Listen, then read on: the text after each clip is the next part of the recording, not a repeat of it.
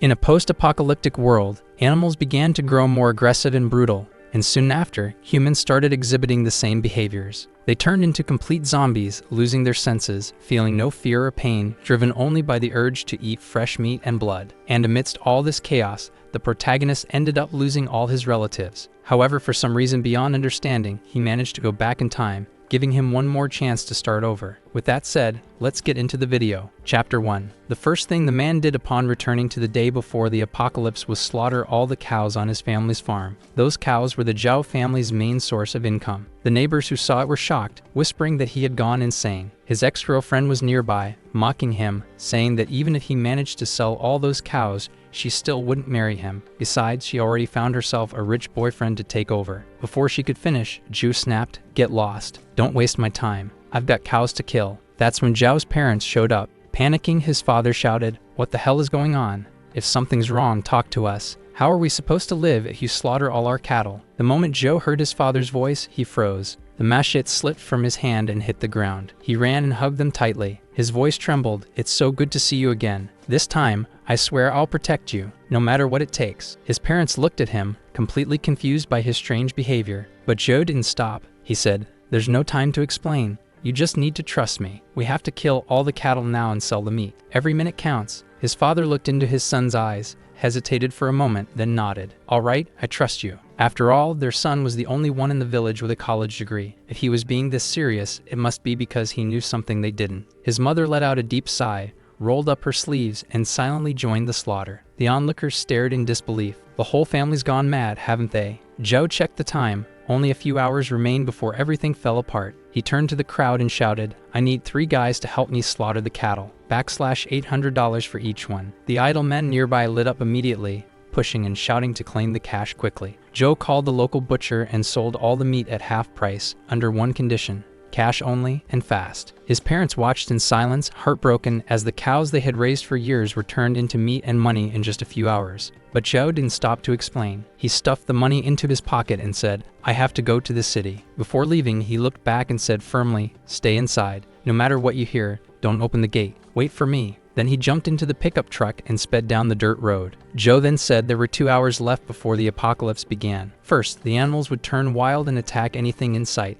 And after that, humans would start showing the same symptoms. Also, anyone who got injured or bitten by a zombie would end up turning into one too. After a month, half the world would be infected, and within a year, only a few million survivors would remain. In his past life, he had lost his family to that sudden disaster. But even if he didn't know the reason for his reincarnation, he wasn't going to let it happen again. So he bought everything he could find for self-defense. Then he stopped by the pharmacy and cleared out all the emergency supplies from the shelves. But one thing was still missing. More than anything, Zhou needed gunpowder. He knew that at the start of the apocalypse, those with firepower would have control. He took the rest of the money and went to a pharmacy that on the surface sold fireworks, but behind closed doors dealt with illegal gunpowder. The catch: the owner was none other than Lin Ji, the guy who stole his girlfriend. Zhou walked in and threw the money bag on the counter. Lin Ji raised an eyebrow and laughed. "Well, look who's back. Still hung up on that girl?" Zhou didn't even blink. "I'm here for business. How much gunpowder do you have left? I want all of it." Lin Ji's smile faded, his tone shifted. "We're a legit business now. We don't deal in anything illegal." Zhou smirked slightly. "You sure about that? Because last year, a woman in a blue coat showed up near the mountain out back. Want me to dig her up and ask what's really going on here?" Lin Ji's face turned pale, beads of sweat forming on his forehead.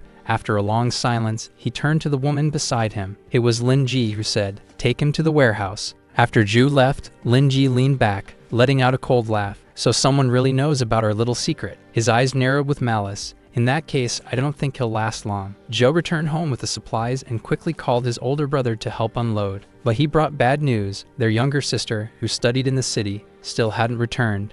Zhou froze. In the previous life, she would have already been home by now. Could his early actions have triggered a butterfly effect? There were only 30 minutes left before the outbreak began. Without another word, he jumped back into the truck and sped off toward the city. "Don't leave the house," he shouted as he drove off. "No matter what you hear, don't open the door until I get back." The tires screeched as he floored it, racing toward the school. He knew most of the infections on day 1 began with animals, but schools were full of people, and once the virus hit, chaos would break out. Suddenly, the truck jolted violently, as if it had run over something. Zhou slammed the brakes and jumped out to check. A mutant dog lay on the ground, writhing in pain. blood-red eyes, fangs dripping thick black slime. The outbreak had already begun. Meanwhile, the news that Zhao had slaughtered the cattle had already gone viral. At Qinshan Elementary School, his younger sister Zhou Ying was immediately nicknamed the school freak. In the classroom, Xiao Ya saw Zhou Ying staying quiet and got bolder with every word. Waving her phone, she mocked, "Your whole family's insane. Your college brother killed all the cows just to marry a hillbilly. Pathetic." Zhou Ying snapped, slammed her desk, and sent Xiao Ya's phone flying out of her hand. Just then, the teacher walked in, saw the mess, and silently confiscated the phone. After class, while Zhou Ying was cleaning the room, Xiao Ya ambushed her, shoved her to the floor, and pulled out a box cutter. "You broke my phone, freak. Now you're gonna pay." But before she could do anything, her body started convulsing violently. A jet of black blood burst from her mouth, and she collapsed on the floor, choking and vomiting uncontrollably. Zhou Ying screamed and ran down the hallway in a panic. The entire school had already descended into chaos. Cries of pain, pleas for help, and sounds of pure horror echoed through every corridor. Zhou Ying barely had time to process what was happening. A zombified classmate, with bulging eyes and a torn mouth, lunged at her. She fell to the floor, paralyzed with fear. The zombie missed its strike and slammed face first into the ground with a sickening thud. At that moment, Xiao Ya staggered out of the classroom, now completely transformed. Her body was twisted unnaturally, with a grotesque smile stretched across her face. She screamed and charged straight at Zhu Ying. But just before impact, Zhu arrived in time and delivered a flying kick that sent Xiao Ya flying down the hallway, crashing through a window. The other zombie got back up, and Zhu didn't hesitate. He drew his short blade in one swift motion. The zombie's head hit the ground before its body did. Zhou turned and saw his little sister, Zhu Ying, trembling and crying. Trying to lighten the mood, he teased, "Oh, sweetheart, I could hear you screaming from the next city over." At another point, they were in a car and saw a zombie devouring a woman. But without much thought, the protagonist immediately ran the zombie over. Zhou Ying forced a shaky smile and said, "That was intense. Are we sure we're not in a horror movie?" "Damn." Zhou looked at her and saw right through the facade. He spoke calmly. "It's okay to cry, you know. The world's changed and we'll have to learn to live with it. Mom, Dad, and our big brother are home and safe." Zhou Ying managed a faint smile, but back at the village, under the illusion of peace, danger was already forming. When they arrived and confirmed everyone was okay, Zhou nodded. "I need to find someone," he said quietly. His mother began to protest, but Zhu Ying stepped in. "Let him go," she said with a calm and steady voice. The girl who had just run for her life now saw everything with clarity. Her brother was no longer the same man he used to be. Zhao felt something awakening inside him, a strange, pulsing power rising from the chaos within. It was raw, untamed, but full of potential. His thoughts turned to a figure from a past life, a lone warrior who moved through zombie hordes like a phantom. If he could find this man in this life, he'd be a valuable ally. Meanwhile, in the village committee building, Xiao Xie was leaning against the door with all her strength. She still believed the villagers were just panicking, not understanding the seriousness of the threat. A large bluish-gray hand suddenly smashed through the wooden door. Seconds later, blood-covered zombies stormed in, growling and clawing. The village officials were paralyzed with fear, completely overwhelmed. When all seemed lost, the window shattered, and Zhu jumped in, his blade gleaming in a blur of motion. The zombies fell one by one. He rushed to Xiao Xie, gently held her face, and checked for any signs of infection. Only when he saw no blood or bite marks did he breathe a sigh of relief. This was the woman who, in his past life, had been cold, authoritarian, and almost untouchable, but now she looked fragile, almost human. At that moment, the man with glasses shouted, "Why did you kill them? They were our neighbors, people we lived with for years." Zhou took a deep breath, trying to stay calm. "They're not human anymore. One bite, or even a drop of infected blood, that's all it takes. They're zombies now." The man adjusted his glasses, his voice buzzing. "Zombies? That was old Zong. He was only looking for his missing granddaughter. We should call the police. Let the authorities handle this." At that moment, Lin Jin came out of the back room, clapping slowly with a smug smile. "Wow, the hero's here, huh? What's next? Gonna say the government's behind it all?" He mocked. "Zombies? Come on, you've watched too many movies." The mocking tone fueled the panic into rage. Some began shouting that Zhou should be tied up and handed to the police. Just as chaos was about to erupt, Xiao Xie stepped forward and yelled, "Enough. Zhou just saved our lives. Believe what you want." But those villagers were no longer acting like humans. Zhou looked at Xiao Xie with gratitude, then spoke firmly. "If you still don't believe me, I can show you the truth. Let's go to the forest behind the mountain." Lin Ji, eyes narrowing, had already noticed Zhao's strange behavior in the city, stocking up on weapons and supplies. Now he was almost sure this guy knew something. "If Zhao has anything that could expose me," thought Lin Ji coldly, "then he has to die, no matter the cost." With a fake smile, he gathered some thugs and said he'd come along, just to be safe. Xiao Xie and the man with glasses, Huan, also volunteered. She was worried about the villagers, and Huang still hadn't heard anything about his missing wife. The village chief had gone out earlier that day to investigate the disappearances and hadn't returned. When the group arrived at the back mountain, they soon found the chief's abandoned vehicle parked near the forest. Joe touched the hood. It's still warm. He didn't leave long ago, he murmured, eyes narrowing. Fragments of memory from his past life began to fall into place. If everything happened the same way, this forest could be ground zero of the first zombie outbreak. But even after searching the whole mountain, the group found nothing. Until Joe noticed a cave entrance hidden among the rocks. The ground was stained with blood, and the air reeked of rot. Everything indicated zombies had passed through there. I'm going in to check, said Joe emotionlessly. Lin Ji immediately mocked him, throwing provocations. Or maybe you just want to go in there to destroy the evidence. What? Gonna hide your little crime scene in there, Joe? He looked at him coldly. If you're scared, stay here. Otherwise, follow me and shut up. Just as Zhu was about to enter the cave, a figure emerged from the shadows. Wang shouted with joy. It was his missing wife. He rushed forward with open arms, but in the very next second, Sin bared her teeth and lunged straight at his throat. Don't touch her. Joe moved in a blink, plunging the blade between her jaws without hesitation. He drove the blade deep and killed her, then turned to look at Huang. The man let out a broken scream and swung at him with a wooden bat. You killed her. You murdered my wife. But Joe quickly knocked him to the ground and stayed calm. His voice was low and heady. I know you're in pain, but Sin was already gone. I'm trying to keep the rest of us alive. Huang staggered back to his feet. His voice cracked with pain and rage. Easy for you to say. What if I killed your family right in front of you? Could you stay calm then? The words hit Chu like a slap. His mind flashed back to his past life, to the bodies of loved ones lying cold and bloody. He held his breath, then with a growl grabbed Huang and lifted him into the air as if he weighed nothing. His eyes sharpened like blades. In this life,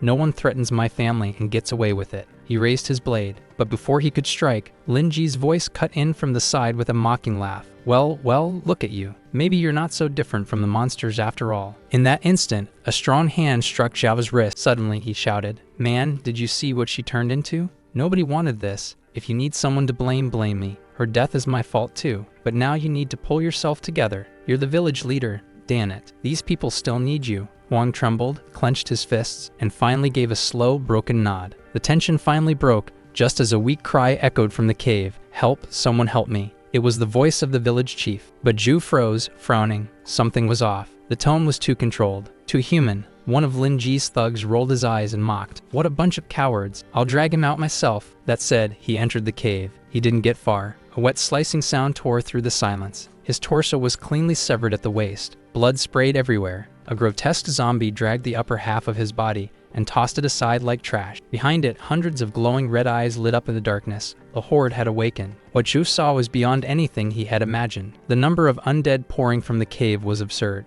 Even if he managed to fight his way out, how could he protect Zhu Ying and his brother at the same time? Luckily, the Zhou brothers had trained since childhood with a military martial arts master. Their skills were elite, comparable to professional fighters. Aim for the head, they're sensitive to direct light, Zhou warned. The brothers moved in perfect sync, slashing and dodging, clearing the area around them in minutes. Meanwhile, Lin Ji had already hidden behind a tree, too scared to even breathe. From deep within the cave, that same strange cry for help echoed again. Zhou and Zhou Ming exchanged looks. You two go back, Zhou said firmly. From here on, it's too dangerous. You'll only get in the way. And after a brief discussion about what they should do, they left. Zhou thought to himself that he couldn't let anyone else die, and hoped they could deal with the source of the horde that would erupt in a few days. Thus declaring that he would leave the rest to them, the two stepped into the darkness. It didn't take long before Zhou was suddenly interrupted. There was a body ahead, dry like a husk, and the heart completely missing. That same voice called again, whispering unnaturally through the air. Zhou Ming raised the flashlight and swept the cave with its beam. Sitting with his back to them was the village chief, still and silent. Then he turned with a jolt, pale face, empty eyes, and from his chest, tentacles began to uncoil. The creature lunged at terrifying speed. Zhao reacted instinctively, striking its head with his blade. The moment the blade hit, he knew something was wrong. It barely moved. This wasn't a regular zombie. It was a mutant. In the next instant, the tentacles whipped and hurled Zhu against the cave wall. The beam of Zhou Ming's flashlight lit up the creature's face, and it recoiled violently from the light. They seized the moment and ran out of the cave. Gasping for air, Zhou Ming turned to his brother, stunned. What the hell was that? Zhao exhaled slowly. I think we're dealing with cross-species infection, some kind of genetic recombination between humans and animals. This isn't just another undead. It evolved. He nodded toward the dark mine opening. My guess is there's a nest of mutant bats in there. And that thing was a second stage variant, probably the former village chief. Zhou looked up at the full moon. Good thing it's bright tonight. These things fear the light. They don't come out easily. Zhou Ming stared in disbelief. Since when are you a virologist, Zhou? He shrugged, half smiling. Maybe I watched too many documentaries before the world ended. They were about to head back, planning to return the next day with the proper gear to deal with the mutant, when suddenly a swarm of glowing red eyes burst from the cave. It was a horde of mutant bats. The sky darkened in an instant. The moonlight swallowed by wings. Taking advantage of the chaos, the mutant zombie launched itself like a missile, striking Zhou Ming with a brutal blow and hurling him far away. One of the tentacles whipped out, destroying Zhu's lantern. The creature's intent was clear. It had chosen Zhou Ming as its target. Zhou gritted his teeth and pulled with all his strength, but it was useless. The monster's power was overwhelming, far beyond what any human could resist. As the creature's jaws were about to close around Zhou Ming's hand, Zhu froze in horror, helpless. Then, out of nowhere, a car came speeding in. The door swung open with force, and at the wheel was Xiao Exia. Without hesitation, she aimed and rammed the mutant zombie, throwing it far. Zhao didn't miss the chance. He charged forward and landed the final blow, putting an end to the creature's life. What they realized after, it was the village chief. Xiao Exia was visibly shaken. Zhou Ming exhaled deeply, his voice tired but sincere. If you hadn't shown up when you did, we'd both be dead meat. But before they could catch their breath,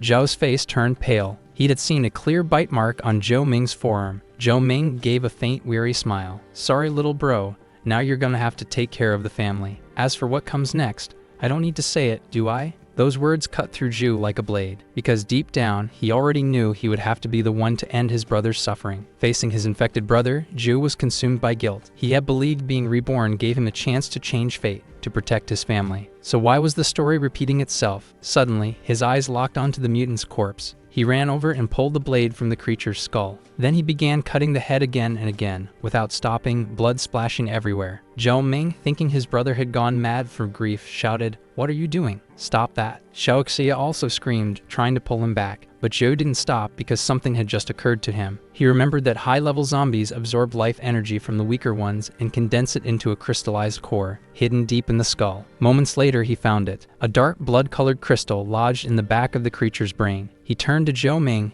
his voice firm, eyes full of hope. "You haven't turned yet. We still have time." And with that, he held out the crystal. Zhou spoke with a heavy voice. "This is a zombie core, formed from concentrated viral matter. It comes from the same source as what's inside your body. If you take this, there's a chance you could evolve into an immune and enhanced type. But there's also a chance you'll turn into one of those monsters." Zhou Ming barely glanced at it before swallowing it whole, without hesitation. Zhao hesitated, but deep down, he knew it was their only chance. After swallowing, Zhou Ming smiled seriously. "You had that the whole time. Could have spared me the drama, huh? So when does it kick in?" Zhou answered bluntly. "In 2 days." Zhou Ming nodded, looking toward the cave. 2 days. Got it. If I don't come out by then, seal the entrance, all right? But if I come out with superpowers, better not get jealous. Watching his brother walk away so naturally, Zhou finally felt the weight in his chest lift just a bit. He believed in him. With a faint smile, he said, "I'll be waiting for you." Lin Ji had overheard the whole conversation. A sinister smile spread across his face. "So that's how it is. All right then. Let me speed things up." The next morning at sunrise, Zhou Ying entered Zhao's room wearing a makeshift battle armor. "Bro, time to get up." Zhou turned his head and looked at her with a defeated expression. "What are you wearing? Looks like something out of a cheap sci-fi cosplay." Zhou Ying puffed out her chest proudly. "You said we needed to strengthen our defenses. I spent the whole night making this armor. Cool, right?" She waited for a compliment, but Zhou just stretched out a finger and poked the armor, sending Zhu Ying rolling out of the room like a barrel. Zhou stared blankly. "This is your armor? What are you gonna do when the zombies come? Roll over them to death?" Shaking his head, he stepped outside, only to see his father balancing on a ladder, stacking bricks to reinforce the yard wall. "Mr. Zhou," he called out. Zhao was finally awake. He jumped down from the wall, grabbed a barrel of black powder, and walked over with a huge grin. "Where'd you get that?" "Oh, come on, son. Your old man still keeps a few barrels around for fun." Zhou sighed beside him. "Dad, that's gunpowder, not a toy." But Mr. Zhao had already thrown the barrel over his shoulder and ran off, laughing. "Just one? You're so stingy." Seeing his father all excited, Zhu muttered, "Please don't blow up the house." Suddenly, a loud noise came from the backyard. No, his father hadn't blown himself up with a barrel of gunpowder. In fact, he turned around and saw his mother with frying pans strapped to her head, wielding a trident, standing firmly on a yoga roller, training with his little sister who was mimicking her moves. Zhao watched the scene and thought, definitely mother and daughter. Then he called out loudly, "Hey mom, is there breakfast today?" Without turning her head, she replied, "Make your own. I'm busy," and went back to perfecting her technique with the fork. Zhao sighed again. "I think I'll head out. Xiaoxia had been standing at Zhou's door for a while, about to ring the bell when the door opened from the inside. Zhou stepped out. Surprised to see you here. What are you doing outside? Xiaoxia lowered her head, hesitant, and then, as if gathering courage, looked up at him and said loudly, I need your help with something. Zhou blinked. Help with what? At that moment, his mother also appeared at the door. When she saw who it was, she smiled warmly. Xiaoxia gave a small polite nod. Thank you, Monty, but I won't stay long. I came to speak with you. She turned to him, tone serious. The village committee has started organizing the defenses. It's going well so far, but I contacted the county police station last night, and since then, nothing. No messages. And this morning, no signal at all. Zhou quickly checked his phone. No signal. He frowned. Strange, this didn't happen last time. Xiaoxia continued, her voice tense. Something's not right. If we're isolated, we might miss something crucial, like reinforcements that could be on their way. She looked into his eyes. Zhou, I need you to come with me to the county. We have to find out what's going on. Zhou fell silent, visibly worried about the request. Xiaoxia, noticing his hesitation, bowed deeply. Sorry, I know your brother went through hell yesterday, and now I'm asking you to risk yourself again. She lifted her face, eyes resolute. But I have to go to the county and find out what's happening. It's my responsibility, and you're the best fighter. I know that in that moment, you understood those creatures better than anyone. Zhou's mother stepped in and gently interrupted. That's enough. Xiaoxia, if it weren't for you yesterday, my foolish son might not have even come back. See. Xiaoxia turned toward the voice. Surprised, Miss Zhou added, what happened to me was his choice. Don't blame yourself. Xiaoxia, wait here a moment. Then she turned to her son. Come with me. Zhou looked at his mother and followed her inside. Inside, she quietly rummaged through an old wooden shelf without turning around. She spoke softly. Your father and I are your parents. We shouldn't hold you back. We're here to protect you, not to weigh you down. Just look at you, all grown up and still making your little sister worry. With that, she pulled out a long blade wrapped in an old cloth. Time had aged it, but the blade still gleamed faintly. Zhou and Xiaoxia walked side by side toward the county, leaving the village behind. Zhou's mother stood quietly at the gate, watching until their figures disappeared into the distance. A faint smile appeared on her face as she murmured to herself, those two make quite a pair, don't they? Meanwhile, deep in the cave, Zhou Ming remained motionless, waiting for his body to react to the zombie corpse he had just swallowed. Suddenly, he heard footsteps approaching. Thinking it was his brother, he opened his mouth. Wait, don't come any closer yet. Then he felt something wet pass over his boots. With a serious expression, he dipped his finger in the liquid and brought it to his nose. The moment he smelled it, his expression changed. It was gasoline. Before he could react, a spark lit at the cave entrance. A deafening explosion erupted. Flames roared through the tunnel, and Zhou Ming was engulfed in fire in an instant. Meanwhile, Zhu and Xiaoxia were on the road toward the county in search of help. Xiaoxia sat in the passenger seat, nervously looking out the window and humming softly. Totally off-key, poor thing. Zhu glanced sideways and couldn't help but think, wow, she really has no musical talent. Noticing his look, Xiaoxia blushed slightly and murmured, sorry, I sing when I'm nervous. I know it sounds awful, but Zhou didn't laugh. In fact, he felt a strange warmth in his chest. She was clearly scared, but still kept going. Yeah, he thought, that's the Xiaoxia I know. With so many unexpected variables this time, he realized he couldn't rely solely on memories from his past life. He had to trust her sensitivity to zombies. That was something he needed to count on. Without warning, he said, Xiaoxia, you should stay at my house. She froze, turning to him with slightly flushed cheeks. Why would I do that? She asked softly. Zhao didn't even notice the change in her tone. He was still deep in thought. If he told her about the powers she would have in the future, she would never believe him. So he simply said directly, because I need you to be safe. I can't afford to lose you. Just as Xiaoxia, still blushing, was about to ask what he meant by that. The road ahead was completely blocked by a landslide. They quickly got out of the car to check. Staring at the mountain of debris, Xiaoxia sighed in frustration. There's no way we're getting to the county like this.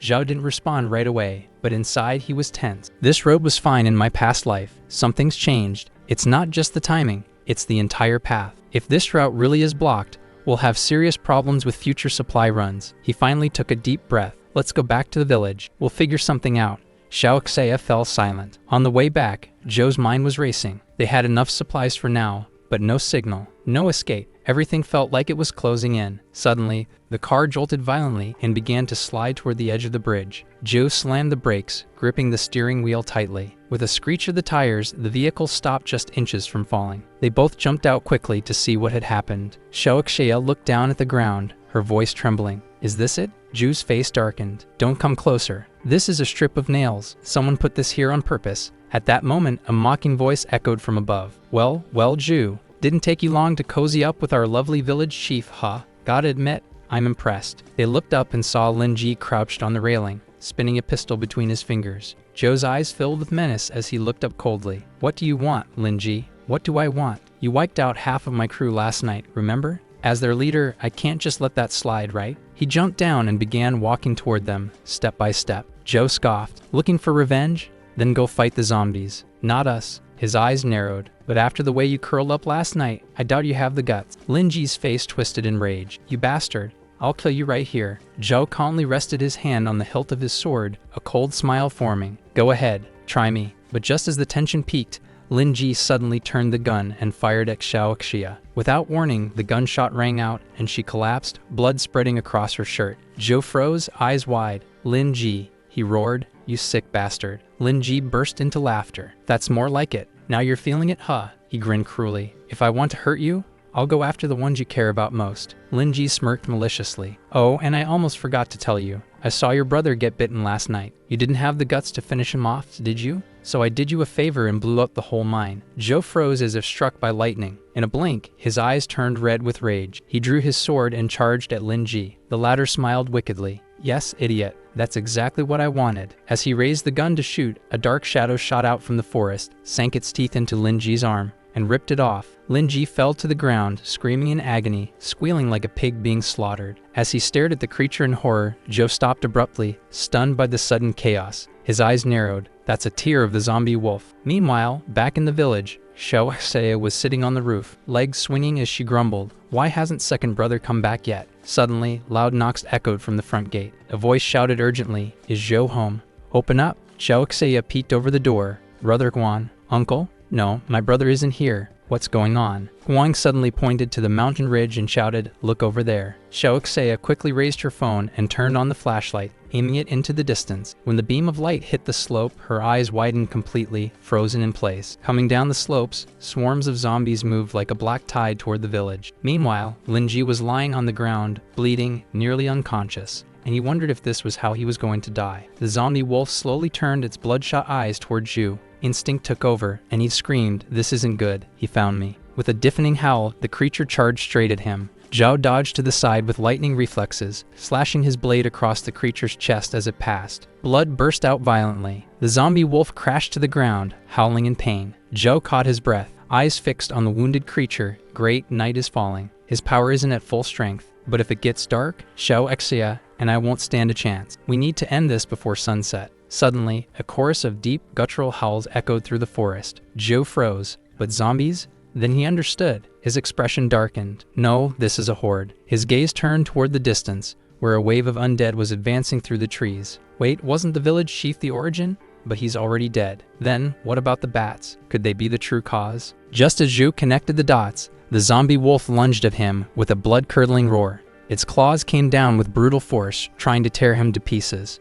At the very last moment, Zhou twisted his body, narrowly avoiding a fatal strike. His heart pounded. How is it still this fast? It should be dying. Then he noticed the wound he had just opened on the creature's chest was closing up, healing rapidly, right before his eyes, before he could react. The creature opened its massive jaws and charged again, trying to shred him. Meanwhile, deep in the cave where Zhou Ming had been buried, the rubble still trembled from the recent explosion. A deep rumble echoed louder and louder through the tunnel. Then, boom, an explosion of force sent rocks flying in all directions. Moments later, Zhou Ming emerged from the smoke. His body radiated a terrifying crimson glow. A cold, twisted smile formed on his face. Back on the bridge, Bing Bing stared, horrified, as the zombie wolf charged at Zhou. Her voice trembled as she whispered, No, please, no. Just as the zombie wolf closed its jaws around Zhou, a strange red aura erupted from his body. A fiery glow pulsed like living energy beneath his skin. Power surged through his body, raw, wild, uncontrollable. It was as if his entire being was burning and being reborn. With a guttural growl, Zhou drove his fist straight into the creature's jaw. The zombie wolf, completely caught off guard, was sent flying backward by the devastating blow. It let out a tortured scream, blood spraying from its mouth as it hit the ground. Zhou didn't give it a chance to recover. His eyes burned red as he advanced, raising his blade high. With a single brutal strike, he cleaved the creature in two. When the dust settled, Bing Bing stared at the blood-soaked silhouette in disbelief. Her voice was barely a whisper, Zhao. He turned to her with a soft smile. "Yeah, I'm here," he said, collapsing weakly to the ground. Bingbing gave a faint smile. "Haha, as long as you're okay." Bingbing looked at the split zombie wolf, then at Chu, who remained calm and steady. She let out a quiet laugh. "You're ridiculously strong." And somehow that didn't even surprise me. Maybe because, deep down, she thought, I've already started to believe he can fix anything. Joe looked at his own hands. The power flowing through his body hadn't faded yet. It pulsed, wild yet controlled. Where did this come from? Could it be an awakening? But something didn't add up. In his past life, no one awakened without a crystal core, and he'd never used one. He snapped out of the trance, his eyes locking on the swarm of undead closing in on them. "Now's not the time to talk," he said sharply. "We need to move. We're surrounded. If we stay here, we're dead." Noticing her leg injury, he stepped forward. "You can't run like that. I'll carry you. Just hold on tight. It's going to be a rough ride." Gritting her teeth, Bingbing tried to stand. Her face was pale with pain, but she nodded firmly. "Okay." The zombie horde roared like a crashing wave. Their snarls sliced through the air as they approached. Zhao didn't hesitate. He threw Bingbing onto his back and ran toward the village with everything he had. The outline of the village appeared in sight, but the undead were closing in fast. Their footsteps sounded like death drums. He looked back, calculating quickly. Too many. Even if I manage to beat them, I can't protect Bingbing. She'll get hurt. As he clenched his teeth and prepared to keep running, a loud roar echoed in the distance. The vehicle charged through the chaos like a missile. It was a heavily modified off-road truck, spewing massive fireballs from the rear exhaust, mowing down zombies like paper targets. As it reached Zhao, the driver made a sharp turn. The back end swung out, releasing a wall of flames that hurled the undead into the air, burning them to ashes in an instant. The truck skidded to a stop, and the driver's window rolled down, revealing Zhou's father with a cigarette dangling from his lips. With a big grin, he shouted, "Zhao, Daddy's here to save the day." In the passenger seat, Xiao Yang waved excitedly, a flame launcher ready for action. After picking them up, Zhao's father slammed the pedal, speeding back toward the village. Seeing that the undead were still chasing them, he shouted, "Gunner, fire 3 Zhao-style dragon bombs." "Got it." Zhao shouted back without hesitation, pulling 3 homemade bombs from his backpack and tossing them out the rear window. The flames erupted behind them, torching several zombies, but the creatures kept running, cloaked in fire. Zhou's father snorted coldly. "Still chasing us while burning? All right then, let's take it up a notch." He tossed a barrel of gunpowder out the window. With a snap of his fingers, he flicked a lit cigarette right into it. A massive explosion lit up the night, engulfing the road in an infernal wall of fire. Xiao Yang cheered from the back seat, eyes sparkling. "That was insane. Let's go." Meanwhile, Zhu and Bingbing exchanged a look of helpless disbelief. This family might actually be crazier than the zombies. Suddenly, Zhou remembered there was a first aid kit under the seat. He reached down to grab it. When he pulled out the bandages and ointments, Xiao Yang snatched them from his hands and scolded him. "Hey, you don't just grab a girl's leg like that." And with a mischievous smile, she added, "Unless there's something going on between you two that I don't know about." Bingbing blushed and let out a shy laugh. Zhou rolled his eyes, muttering mentally, "This brat, always stirring things up." Ignoring her, he turned to his dad. "So Dad, how are things at home?" Zhu's father kept his eyes on the rearview mirror and replied calmly, "We're okay for now. The horde hasn't broken through the village yet." Zhou nodded and then glanced at the explosives in the back seat. "By the way, all that dynamite, you seriously made that while smoking next to it?" Zhu's father laughed proudly. "Of course.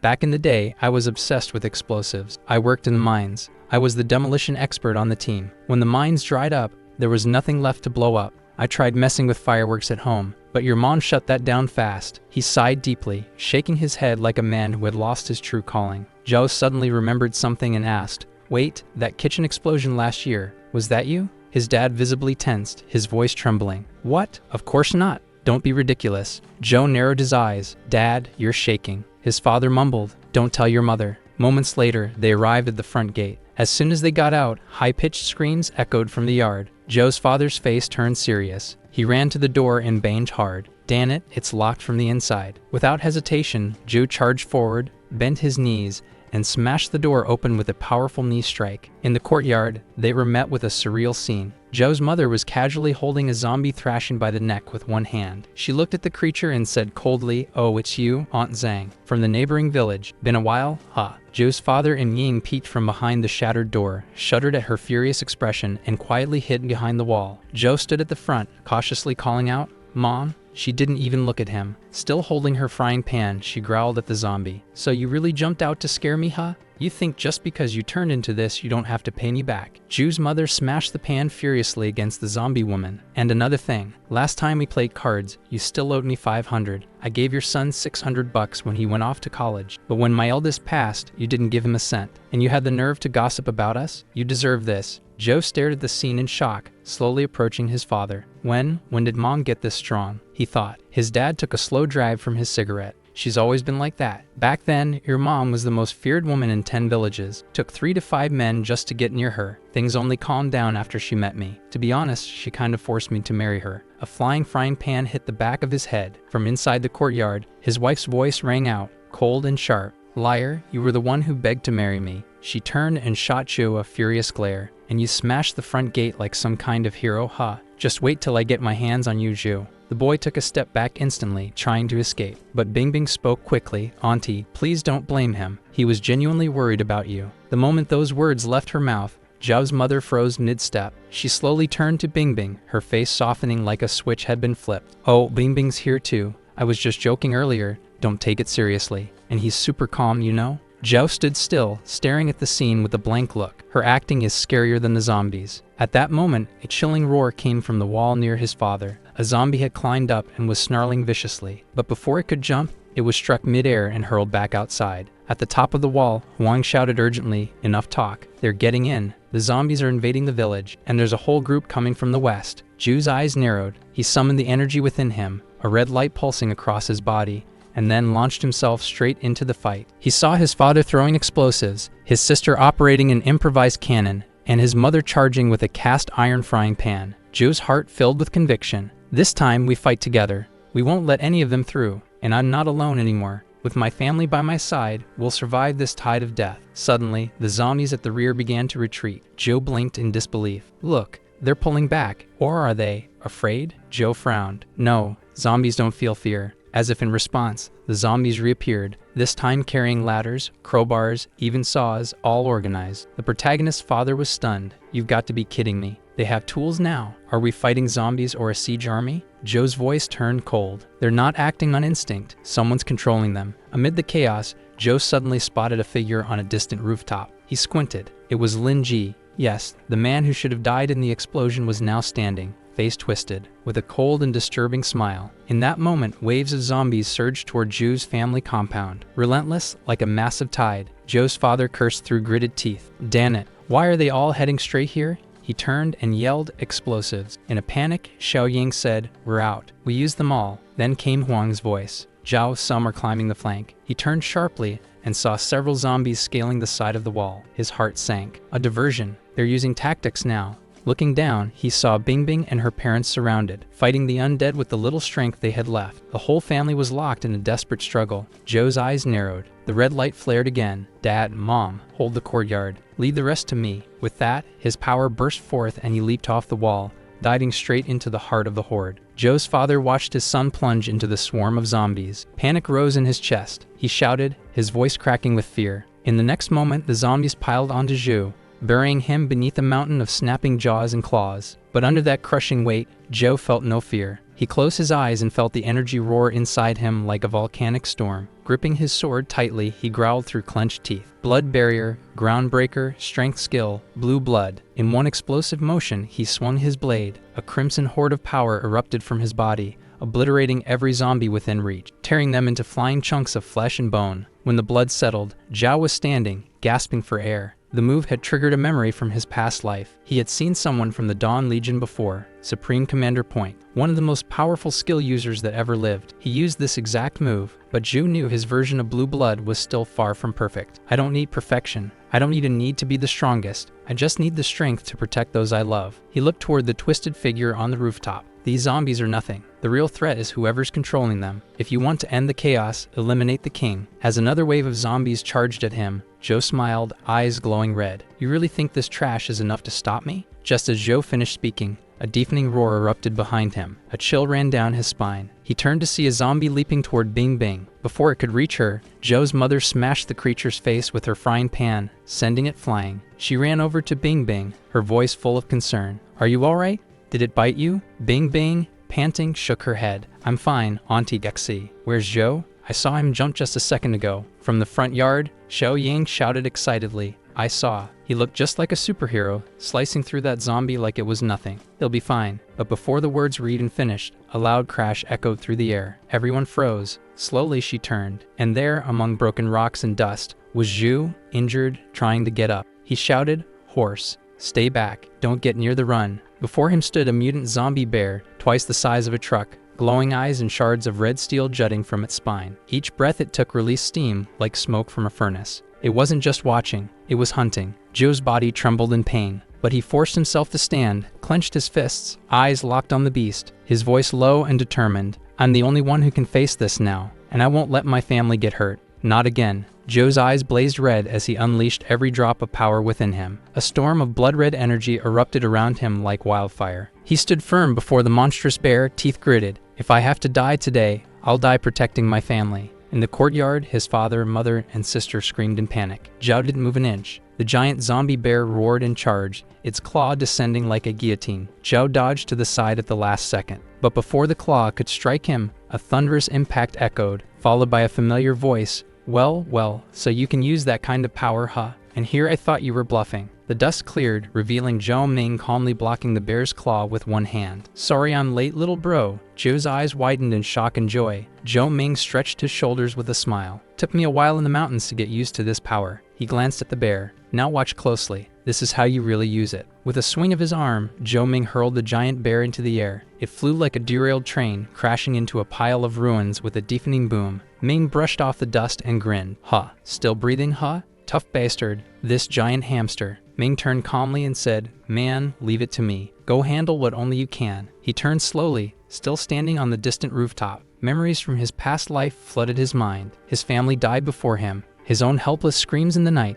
the bitterness, the rage, the endless nightmares. This time, with the power in my hands, I'll destroy everything that threatens them. Zhao stepped forward, voice cold and sharp. So you're still alive, huh? Lin Ji turned slowly. His once severed arm was now replaced by a grotesque lupine claw. He let out a low, raspy laugh. No, now you're speaking to someone else. The old Lin Ji is dead. He grinned with wild eyes and exposed fangs. This body has broken free from the limits of humanity. Zhou, part zombie, part man. Intelligence and control in one. I command the horde. I retain my mind. In this apocalypse, I am the king beneath the zombie swarm. The hordes advanced toward the building. Ling, standing with his eyes closed, bathed in the wave of dark power surging through his body. He smirked. You know, Zhu, I really should thank you. If you hadn't sliced that zombie wolf to pieces, I wouldn't have gotten that crystal core handed to me on a silver platter. His voice dropped, lips curling into a cruel smile. I've been thinking about how I should repay you for that gift, and I finally decided. He didn't even have time to finish. A single flash of steel. Zhou's blade came down hard. Lin Ji's head split clean in two. Blood gushed out. Zhou sheathed his sword with a cold expression. Still the same coward, just with a louder mouth. And you think you have the right to call yourself king? He turned, eyes sweeping the battlefield. Now that Lin Ji is down, my brother should have less pressure on his end. But then a chilling laugh echoed behind him. That's it. Zhou froze. He turned slowly, only to see Lin Ji's body rising again. The cut in his skull was sealing itself shut. The flesh pulsed, bones reassembled with sickening cracks. Lin Ji's eyes now glowed with a fierce red as he smiled. His voice was deeper, more monstrous. Admit it, Lin Ji, your sword can't kill me. Zhou's eyes widened. He immediately raised his blade in front of his chest. He inherited the zombie wolf's regeneration. I have to finish this now. But before he could strike, Lin Ji appeared beside him like a shadow. His voice dripped like poison into Zhou's ear. We are the same Zhu. This is our era. Join me. The dead will serve us. The living will feed us. Humanity will kneel like cattle under our rule. He gestured toward the approaching hordes. I even brought you a little gift. I wiped out those lesser bloodlines around you to prepare the home for our reign. The zombie tide had already reached the walls. In the courtyard, Zhao's parents and the others were struggling to hold the line.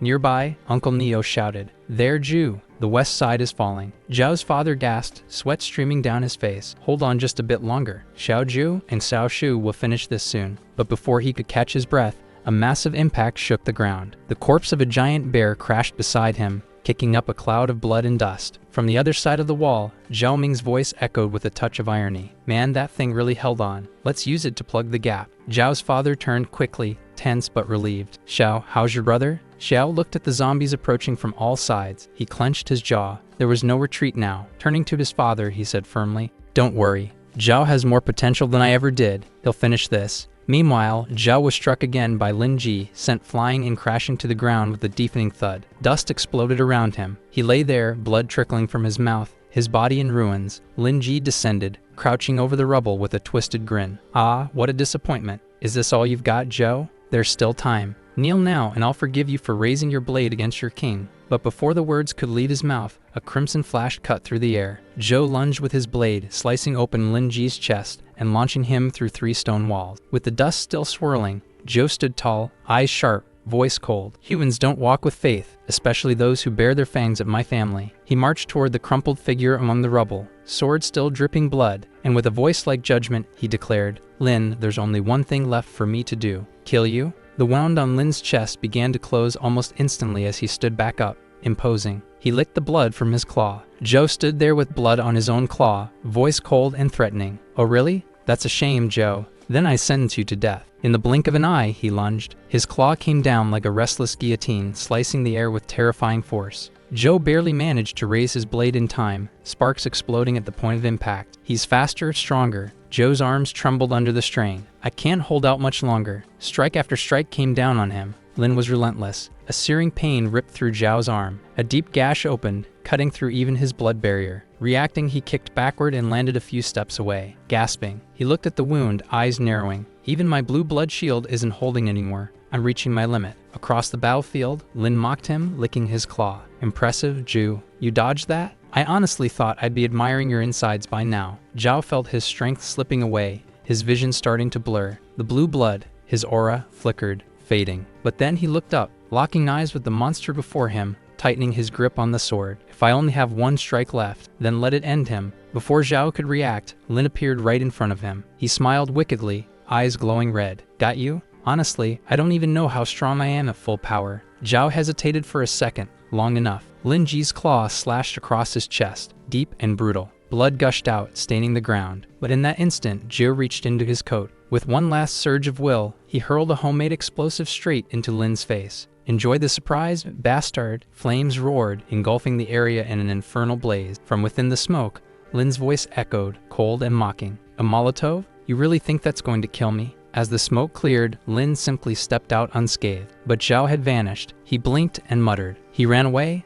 then he laughed, a horrifying smile. Maniacal. Insane. Ha ha ha. Your blood smells like a flare in the darkness. You think you can hide from me? The smile vanished. His eyes turned ice cold. Run as much as you like, Zhu. I'll find you. And when I do, I'll tear you apart, piece by piece. Elsewhere, Zhou collapsed inside a dark convenience store, panting. He clutched his wound. Sweat, blood, and pain mingled, but his hand still gripped the sword. Zhu leaned against a cold shelf, eyes fixed on his injured arm. The bleeding had stopped, not fully healed, but enough. He felt a flicker of surprise. So the blue blood can heal. But his relief didn't last. His energy was nearly gone. Only one move left. One last chance. Outside the gas station, voices echoed. And then Lin Ji's voice boomed, cruel and mocking. A gas station? Really, Zhou? Some people died senselessly. But you picked your coffin like a peasant. His claws scratched a rusted van, sparks flying with each drag. The metal screamed in protest. He slowed his pace, his voice now low and calculated, like a predator explaining the rules of the hunt. Tell me, do you know why wolves hunt even when they're not hungry? Lin Ji walked slowly, his voice almost reverent, to savor the taste of terror, the crushing of desperate hope. When every clever trick fails, that moment of pure collapse, that's the best seasoning. With a twisted grin, he kicked a nearby car hard. The vehicle flipped like a toy, landing with a metallic crash. He looked to the ground, following the trail of blood. It led to an almost invisible tripwire, faintly glistening with gasoline. Above him, a glass Molotov, ready to drop at the slightest touch. Lin grinned wider. You really thought I'd be dumb enough to follow this pathetic trail? To walk straight into your trap like some blind idiot? He raised his claw slowly, eyes narrowing. No. The stronger scent of blood is coming from above. With a sudden leap, Lin Ji slashed upward. His claw tore through the roof. The ceiling shattered, collapsing in a storm of steel and wood. Debris flew, and amid the dust, a blood-stained jacket landed at Lin Ji's feet. He picked it up, confused. His eyes narrowed. A jacket? But before he could react, Zhou burst from the shadows right in front of him. In one fluid motion, he threw a handful of powder into Lin Ji's face. Lin Ji screamed in pain. Clutching his burning eyes, Zhou stepped in, his voice calm and cold. That's salt. Couldn't smell it? A faint smile crossed his lips. But then again, you can't feel anything anymore, can you? Can't see either, right? Zhou took another step. His voice was cold and precise. You inherited the zombie wolf's strength, but also its greatest weakness. A wolf's nose has over 200 million olfactory cells, capable of detecting more than 2 million scents. That kind of sensitivity makes Salt pure agony. He stared at the writhing Lin Ji. Most let their guard down when they think they've seen through the trap. You call yourself king, but you're no different. Just a blind dog choking on your own arrogance. Lin Ji roared, eyes full of fury. Zhou, I'm going to kill you. I'll tear you to pieces. Zhao raised his sword. As always, you won't get the chance. Blood energy surged through his arm, enveloping the sword in a crimson storm of power. World Splitter, blue blood. The blade came down in a flash of red light. Lin was slammed into the ground, a shockwave shaking the earth. Smoke filled the air until a crater came into view. Zhou stood at the edge, staring down into the pit. Still alive, he murmured. Damn, these monsters are really hard to kill. Lin lay crushed at the bottom of the crater, bloody and gasping, but still growling through his teeth. I am the king. I don't die. But something changed. His eyes widened in shock as he noticed a liquid rising around him. Thick, oily, and reeking of gasoline. What is this? He screamed, panic replacing rage. Zhou's voice cut through the tension, cold and calm. Those little Molotov cocktails weren't enough. He stood at the edge of the crater, looking toward the sky. So I thought, why not see if a full underground fuel tank can send a monster like you straight to hell? His tone never rose. No anger, no fear, just a final stillness. This gas station is your coffin. Goodbye. Boom. Back at the village, Zhao's father stood at the gate, weapons in hand. Suddenly, a deafening explosion rocked the horizon. He looked up, confused. What was that? My God. Then, a bright fireball bloomed in the distance, a second sun rising over the hills. Zhao's father fell silent, watching the flaming glow on the horizon. The sun has risen, he murmured. Look, shouted the girl. Excited, everyone turned. The horde of zombies that had surrounded them all night was retreating. As the tide of death slowly receded, the exhausted defenders finally smiled, relieved to be alive. Meanwhile, Zhou looked at the rising sun. He smiled slightly and began walking back home, but a weak voice called from behind. Leaning against a broken wall was a pale figure, nearly unconscious. Zhou, help me. Her head slumped forward as her strength gave out. Zhou froze and turned slowly. Back home, Xiao Ying stood with arms crossed, staring at her brother. Bro, are you really a pervert? What kind of guy undresses a girl in public? Zhou sighed, clearly frustrated. I just wanted to check if Li Qin had been bitten. You can't just bring someone home just because they seem fine. Many groups were wiped out because of that exact mistake, he added, almost in his own defense. And I wasn't wearing a shirt either,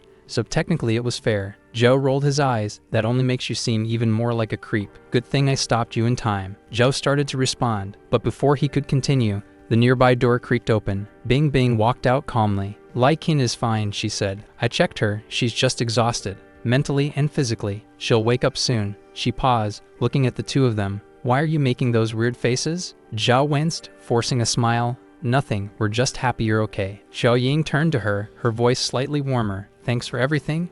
Bing Bing. Bing Bing lowered her gaze and replied softly. I didn't really do anything. You guys were the ones who did the hard work. After a short rest, Huan, Uncle Neo, and Bing Bing prepared to leave. They wanted to sweep through the village in search of more survivors while it was still daylight, part of their duty as members of the village council. Just before they left, Zhu called out to Bing Bing, seeing the guilt in her eyes. Bing Bing, don't blame yourself. No one can stop a zombie tide in advance. We can't save everyone, but as long as we're alive, there's still hope. Bing Bing turned, smiling gently. I know, thanks. From the car, Ming laughed. Not bad, little bro, you're finally learning to talk like a human being. Zhao watched the group leave and murmured. This time, the ending is finally different. Ming raised an eyebrow. Ha, what are you talking about? Nothing? Forget it? He sighed. Then he turned the ignition key. Vroom, vroom. Let's go, we still have to deal with those bodies. The two drove toward the mountains for the final cleanup. In front of the burning corpses, Zhou spoke in a low voice. These mutant corpses need to be incinerated. If animals eat this stuff, we could be facing the next disaster. Ming brushed the dust off his hands and smiled. Well, looks like we can finally go home and actually sleep. Oh, and Zhou, make sure to stop by the gas station. Wash the car, it's stinking. Now I'm sure someone farted in there. Zhao scratched his face, embarrassed about the station, then frowned. Wait, why should I? Ming threw an arm around his shoulders with a smug grin. Because I'm your older brother? Got a problem with that? Zhou narrowed his eyes. Oh, you know the rules, man. Ming raised an eyebrow. Seriously? You sure you can still win? Zhao smirked. Please, I've never lost a game of ghost tag. They quickly set up the game. Ming would be the ghost hunter, Zhu the ghost. The rules were simple. The hunter counted to 10 while the ghost ran. If caught within 3 minutes, the hunter wins. The ghost just has to run like hell. As Zhou's energy burst forth, he dashed away. Ming laughed behind him. You're really using that trick. You remember I can do that too, right? Before Zhao could react, Ming was already right behind him. He lunged to grab him, but Zhu stopped on a dime. He twisted his body and dodged like a shadow. The two of them shot through the forest, leaping over roots, weaving between trees, locked in a relentless chase. Suddenly, Zhu jumped high, aiming for a branch above. Ming blinked in surprise, then smiled. "Huh? Gonna fly, are you?" Without warning, he ran straight toward the tree. When Zhou reached the branch, the tree toppled with a crash. Startled, Zhu adjusted midair and landed safely behind it on the ground. Ming was still smiling, blade in hand, fresh from the slash. "Thought you could escape by going up? No chance." Zhao had barely paused when he sensed something massive coming from behind. There he was. He turned just in time to see Ming hurling an entire tree trunk at him. Zhou crossed his arms, braced himself, and blocked with full force. The brothers stood still, one pushing, the other resisting, energy crackling between them. Ming laughed, voice full of provocation. "Running again, little bro." Zhao didn't respond to his brother's taunts, too focused on holding back the crushing weight of the trunk. Amazed by the raw power behind the strike, he realized he couldn't resist it head-on and let the impact carry him backward. Moments later, the trunk smashed into a cliffside with a boom, kicking up a cloud of dust and debris. Ming, standing in the rubble, scratched his head sheepishly. "Odd, did I overdo it?" he shouted, "You down there?" But no answer came.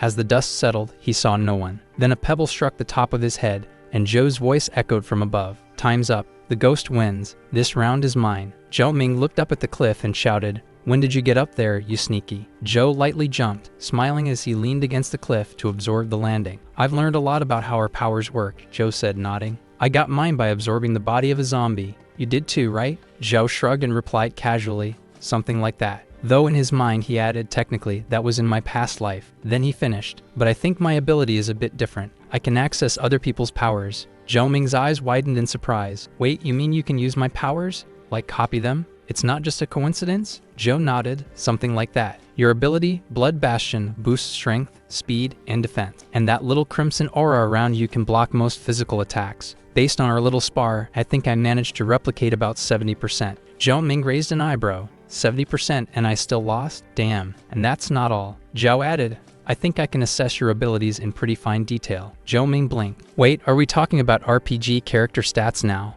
Like you have a personal interface or something?" "Not exactly," said Zhou, flexing his fingers. "It's more like instinct. Like I can feel the numbers behind someone's strength. If an average adult stat is 20, your power and agility would be around 90. Your endurance, maybe 50. As for intelligence, wait, Zhou Ming interrupted, smiling. "Don't tell me, does it make me smarter too?" Zhou gave a side smile. "Actually, 0. Honestly, watching you fight a tree trunk was kind of painful." Zhou Ming threw an arm around his shoulders with a playful growl. "Careful, kid. My 0 IQ can still knock your teeth out." Then he suddenly remembered something. "That zombie bear core, I stashed it in your drawer. Might be useful later." The brothers didn't know someone behind a tree was eavesdropping on their conversation. Later that night, in Zhou's room, Zhou Ming entered while his brother slept. She was searching for the zombie core. If she found it and absorbed it, she would finally gain superpowers too. The next morning, the weather was sunny, and birds bathed in the rays of sunlight. Zhou plowed the earth to plant and secure their future. Zhao didn't want to work, but as the youngest son, his mother made him. He thought his mother was being unfair since his brother was always free and only he had to work. But Zhou wasn't ordinary, so he used his ability to cultivate the soil. Laura was outside, gathering the courage to approach Zhu.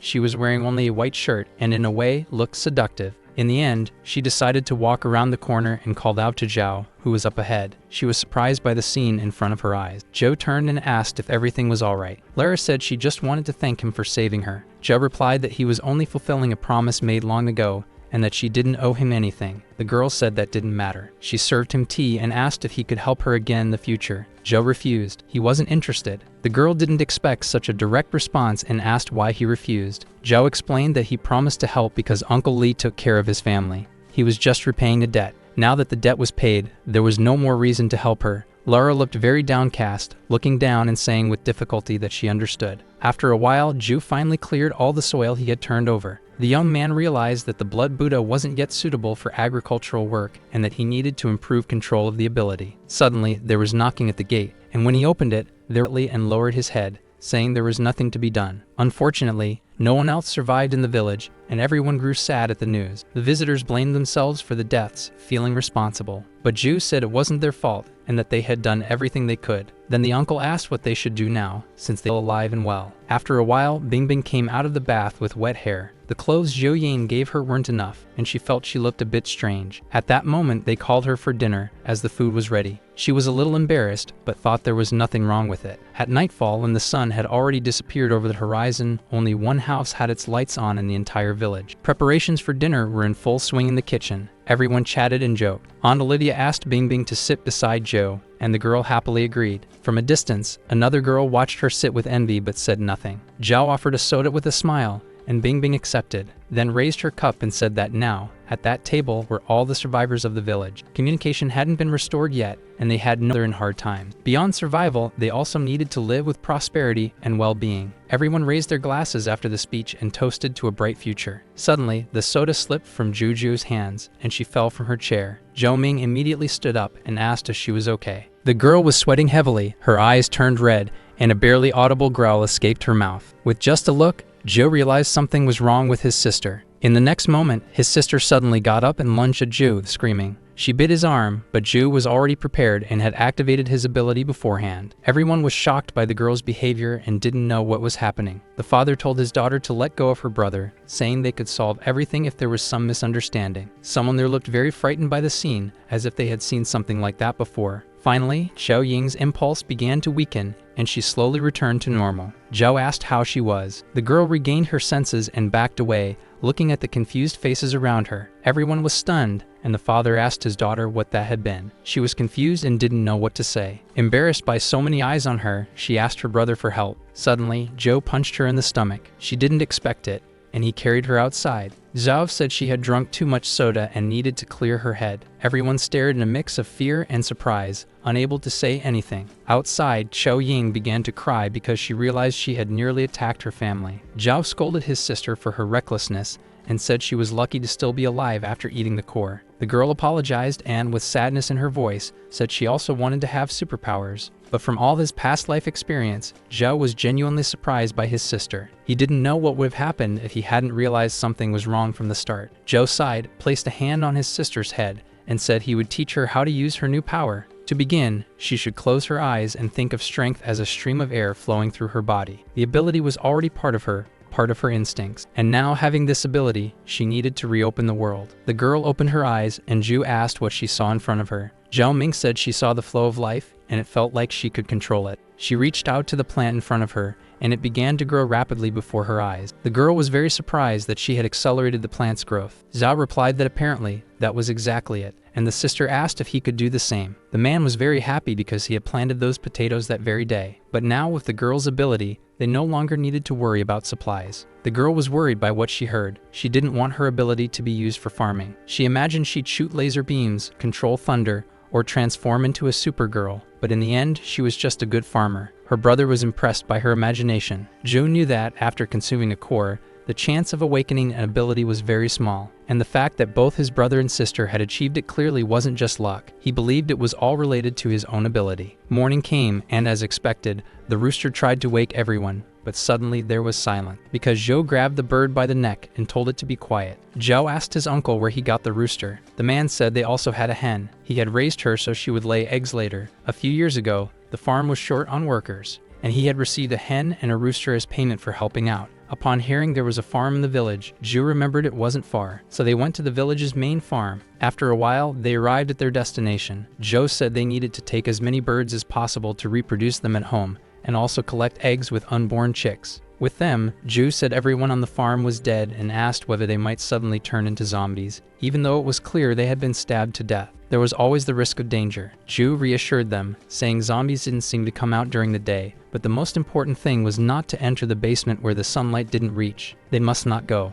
Zhao said they still didn't know what was happening out there. He couldn't believe all those people were really dead too. The uncle replied that people had a lot of effective weapons, and maybe help would come soon. Zhao said it was better not to have hope because the worst thing wasn't the zombies themselves, but the virus. Its consequences went far beyond human imagination, and they could only rely on themselves. After some time, Zhou found an incubator and told the others to check how many there were. The uncle was very happy with the discovery, since it meant the mission was a success. Zhao asked the man whether the eggs were viable, to which he replied that artificial incubation was possible under the right conditions. Zhao said there were many eggs but no hens, and that was very strange. Zhao agreed and said if they had all died, at least the bodies would be there. Suddenly they heard a sound at the entrance and turned to see what it was. They discovered it was a goose. It made characteristic sounds of its species. Everyone was surprised by the sudden appearance of the goose. Zhao was very happy that there were still living animals on that farm. He asked Zhu for a bag and said he had experience capturing birds for slaughter. The young man suspected something but decided to stay quiet for now. Then the man began carefully capturing the goose and tying it up. He completed the task quickly and immobilized the goose with ease. But suddenly, the bird opened its beak and transformed into a monster. Zhao reacted in time and saved his uncle from the zombie goose. The man began to sweat and asked what that thing was, but they had no time to talk. They had to get out of there. Once outside, they stopped abruptly and were stunned by what they saw. An entire flock of ravenous zombie monsters was charging toward them. Surprisingly, they weren't afraid of the sunlight. It was very hard to fight the birds off because there were so many. Zhou spotted an escape route. He called to the men behind him. They started running as fast as they could because they didn't want to be devoured. Zhao realized that Tainol and Huang were too slow, and at that pace, they wouldn't be able to escape the mutant geese. The men were already out of breath from so much running, drenched in sweat. The young man had to think fast. There was no other way, so he decided to try a new ability his sister had shown earlier. That power was different from what his brother had, and maybe more practical. The young man used his growth ability, and vines began to emerge from all sides. They extended across the path and attacked the monsters chasing the group. Zhao was glad to have slowed down the pursuers and said they needed to escape. But unfortunately, the path ahead was blocked by more zombie geese. They were surrounded. They looked into the monsters' mouths and thought it was over,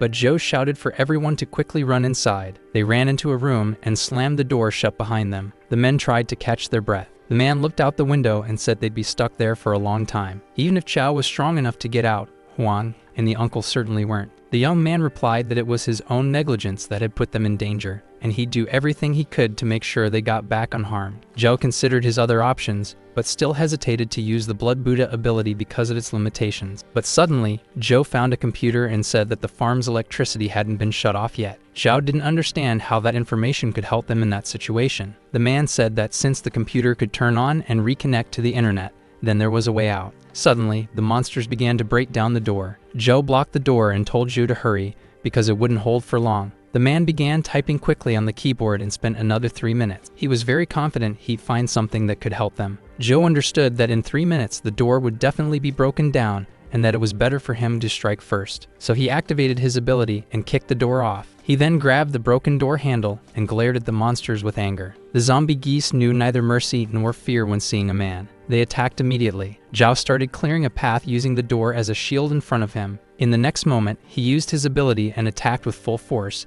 destroying all the monsters in his way. Zhou sighed, as this bought at least a few minutes, but as he turned his attention to the remaining mass, he noticed it was moving and trying to pull itself together. The uncle asked Huang how much longer he was going to stall, since the noise clearly meant things weren't easy for Zhu. He replied there wasn't much time left. He mentally begged Zhou to just hang on a little longer. As soon as the file finished downloading to the computer, it would all be over. Meanwhile, Zhao was stunned by the creature forming right in front of him. In the next second, the monster lunged and attacked Zhou. It had tremendous strength, and Zhou's ability wasn't enough. With the impact, his throat started to bleed. At that moment, Uncle Neo ran out and told Zhu to flee with Zhu, saying he would try to hold off the monster. Zhao stood up and ran to the man, who yelled at him not to hesitate, otherwise they would all die there. But the young man was determined. He wanted to keep his promise to get them out at any cost. The mutant zombie began attacking its victims. Chao felt as if the energies of growth, acceleration, and strength enhancement abilities were combining. It was a strange sensation. It was as if all this power wanted to break through.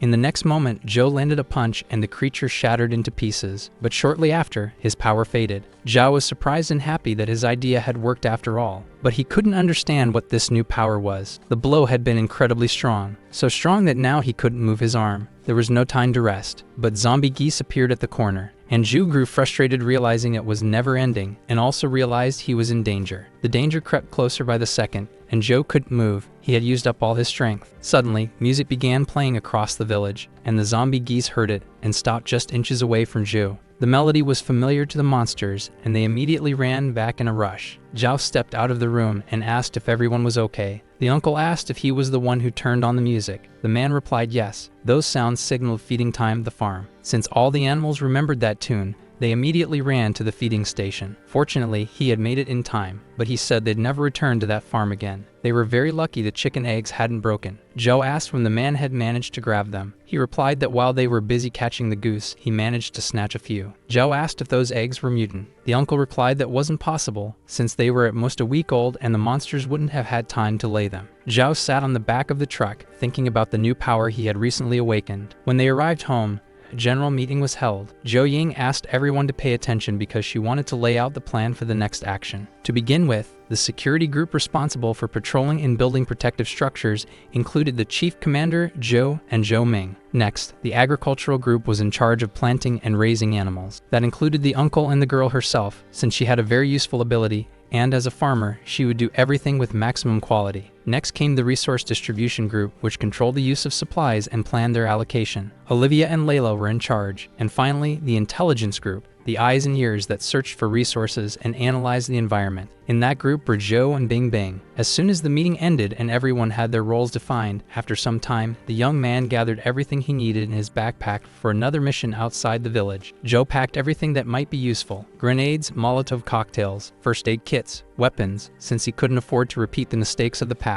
Suddenly, he heard someone calling his name in a low voice. It was Layla. She approached silently and leaned against his back. The girl asked Zhou to take her with him. Zhou didn't understand the reason for the request. She tried to explain by saying she was afraid of Zhou Wing because she could turn into a zombie. The girl added that she just wanted to go with Zhou. She knew every corner of the village and could be useful. Layla said there were many supplies out there and that they could escape together. For sure, they could hold out until help arrived. The girl was completely relying on Zhou, and no one else knew that place like she did. Looking ahead, the girl saw Zhao's cold, threatening expression. He was very attached to his family and didn't tolerate any disrespect toward them, and the girl had just suggested he abandon them. He told her to repeat what she'd said, because if she did, she'd be expelled from their house. He also reminded her that she was the one who left him that time. Leaving his room, Zhou saw Bing Bing standing in the doorway. The girl looked a little embarrassed and asked Zhao if they could switch places. Zhou agreed, and they left together. After a while, they arrived at a small lake. There was a fishery there far from the nearest settlement. Bing Bing commented that because of that, there were probably few fishermen in the area, and asked who opened the farm. Zhao replied that the place belonged to the same guy, Lin Ji, and added that he had found it by accident. The girl became interested in why Lin Ji despised Zhou. Zhao said it all started in high school, when he refused to obey someone just because of their family's money. Later, Zhou began talking more with Layla, and Lin Ji tried to show off in front of her to win her over. Bing Bing said that Lin Ji didn't even like Layla, since he often insulted her in public. Zhao said that Lin Ji's only goal was to get revenge on him, and that Layla was free to be with whoever she wanted. Despite rumors about marriage between the two, Zhou said it was the adults who planned it, since they talked often without ever asking the two of them. The girl finally understood everything, although she still didn't grasp how that kind of love could lead to marriage. Suddenly, she sensed something, but there were no signs of danger in the water. They were in a garage, and there was a large underground storage area. However, the passage's defenses were very high, like a bank. The girl asked Zhou what they should do next. Zhao replied that they should try their luck anyway, but in truth, in a past life, he had already been there hiding from zombies. He managed to survive for a long time with the supplies, but at the time, he arrived when the power was already out and barely managed to switch on the backup source in time to keep the food from spoiling. This time, there had been no power outage. Maybe something had changed because they had stopped the first wave of zombies, and there was a chance there were survivors there. Suddenly, he heard the girl scream and asked what happened. She replied that it was nothing, just a slip. Bing Bing said the fish heads looked really strange, and asked Zhou what kind of fish those were. Suddenly, one of the fish's pupils contracted and turned red like blood. Zhou lunged forward because he instantly realized those fish had turned into zombies. As soon as Zhou touched the fish, it struck him with a jet of water. The young man wasn't expecting such a strong and sudden attack, and the next second, he was thrown against the wall. From the monster's strength, Zhou immediately realized it was a second-tier zombie. Bing Bing stood in front of Zhou, ready to protect him, and asked what they should do now. Zhou shouted that they had to run. There was no way they could deal with the monster. But suddenly, there was a sound coming from the entrance. He was very surprised to see that the vault door had closed, and they were now trapped. Zhou pulled a knife from his backpack and rushed to attack. Since there was no time to deal with the door, he had to handle the danger first. Bing Bing couldn't help and only watch the fight, hoping Zhao would succeed. The knife struck the fish's scales like it was hitting iron armor, without cutting anything. There was no way to slice through those scales with brute force alone. The creature was completely covered in scales, but there had to be a weak spot. After analyzing it with his own eyes, Zhao realized the zombie's weak point was the gills. Zhao rushed and appeared behind the zombie, then aimed the knife at the fish's weak spot. But suddenly, just as the blade got close, mutant worms appeared. They usually lived in the fish's gills and coexisted with the host, protecting it. In moments of danger, Zhao's attack failed, and the fish wasted no time striking back with its tail. In the next moment, Zhao was flung to the side, sustaining injuries. The fish immediately moved in and tried to strike again with a blast of water. But Zhao grabbed an exposed power cable and paralyzed the zombie with a surge of static electricity. He was lucky the creature had no resistance to pure energy. It wasn't an easy fight. Zhao smiled, realizing that even with everything different from his previous life, these weren't key events. It was clear someone had placed that mutant there on purpose. Bing asked if Zhao was okay, and he replied yes, and that they needed to get out of there quickly. Since the place wasn't safe, they tried turning the door handle, but it didn't budge under the girl's efforts. She was surprised to see the door wouldn't move at all, as if someone had locked it from the outside. Zhao activated his powers and told Bing to step back. In the next moment, he punched the door with all his strength. After the dust settled, they saw that the door was still intact. The door's material was as tough as a bank vault, and they were underground on top of it. It wouldn't be easy to open it by force. Zhao said that was the strongest blow he could manage at the moment, and apparently, there was no way to open it. Zhao was tired and added that he needed to rest for a bit. The girl told him to rest, and that she would check the place. Maybe there was another way out. Zhao was resting, sitting in a corner near a pile of rocks, when he opened his eyes and saw Bing returning, discouraged. She hadn't found anything, even after searching every corner. Unfortunately, there was no other exit in that vault. The temperature in the storage room was around -18 degrees, and even if they endured the cold, sooner or later they'd run out of oxygen. There was no time to hesitate, and Zhao stood up, saying he'd try again. Suddenly, Zhao noticed the orb the girl was holding. She asked if, by eating that, she would gain powers like his. Concerned, Zhao suddenly grabbed her hand and said it was far too dangerous. She wouldn't be able to use the ability consistently, and besides, the effect was limited. Bing said that if they kept going like this, it'd die there. So she asked Zhao to let her take the risk, to take a chance and hope the awakened ability would let them escape. Receptivity is the capacity to awaken Bing. In his past life, he didn't know if anything would change this time because of that guy's interference. Zhao asked if she was sure. He thought that since she had shown courage, he shouldn't be afraid either. Bing said that in the past, she would have been scared, but now she was ready with him. It was already late afternoon, the sun was setting. Jack and Zhao Ming were searching for the missing ones, but no one answered their calls. Suddenly, they heard a loud roar. Jack asked if zombies were afraid of the sun. Zhao Ming said they only showed up at night, but clearly something was wrong. In the next moment, they heard Zhao scream and ran in his direction. They didn't know that someone was listening to them from behind a tree. In his memories, Zhao saw a destroyed city. The guy was on the roof of a collapsed building in a dream. A voice beside him woke him up and told him to snap out of it quickly. When he opened his eyes and looked to the right, he saw a girl with a rifle standing in front of him. That girl was Bing. She ordered them to get up. She had a job for him. She had spotted 4 massive level 4 zombie dogs and 2 level 6 tigers. The guy said that because of them, many zombies would gather there in about 20 minutes, and that they needed to warn the others. Bing said there wouldn't be enough time, and that only if she dealt with a leader could they buy a little more time. The guy disagreed and said that, as captain, it made no sense for her to stay there. The girl said that Zhao's abilities hadn't awakened yet, and that his presence would only get in the way. The guy felt sad because, even after consuming the zombie core, his abilities still hadn't awakened. Reluctantly, the guy told the girl that she just needed to survive. The girl smiled and nodded to him, and the rays of sunlight lit up her beautiful face. Suddenly, the guy woke from his sleep. The girl had woken him up. He noticed something was wrong with her and asked why she was on fire. Even Bing didn't understand what was happening, but it was hard to breathe. She was sweating a lot and felt her whole body burning. The girl couldn't bear the heat anymore. Zhao asked her to wait a moment. He brought some ice and told her to stop taking off her clothes.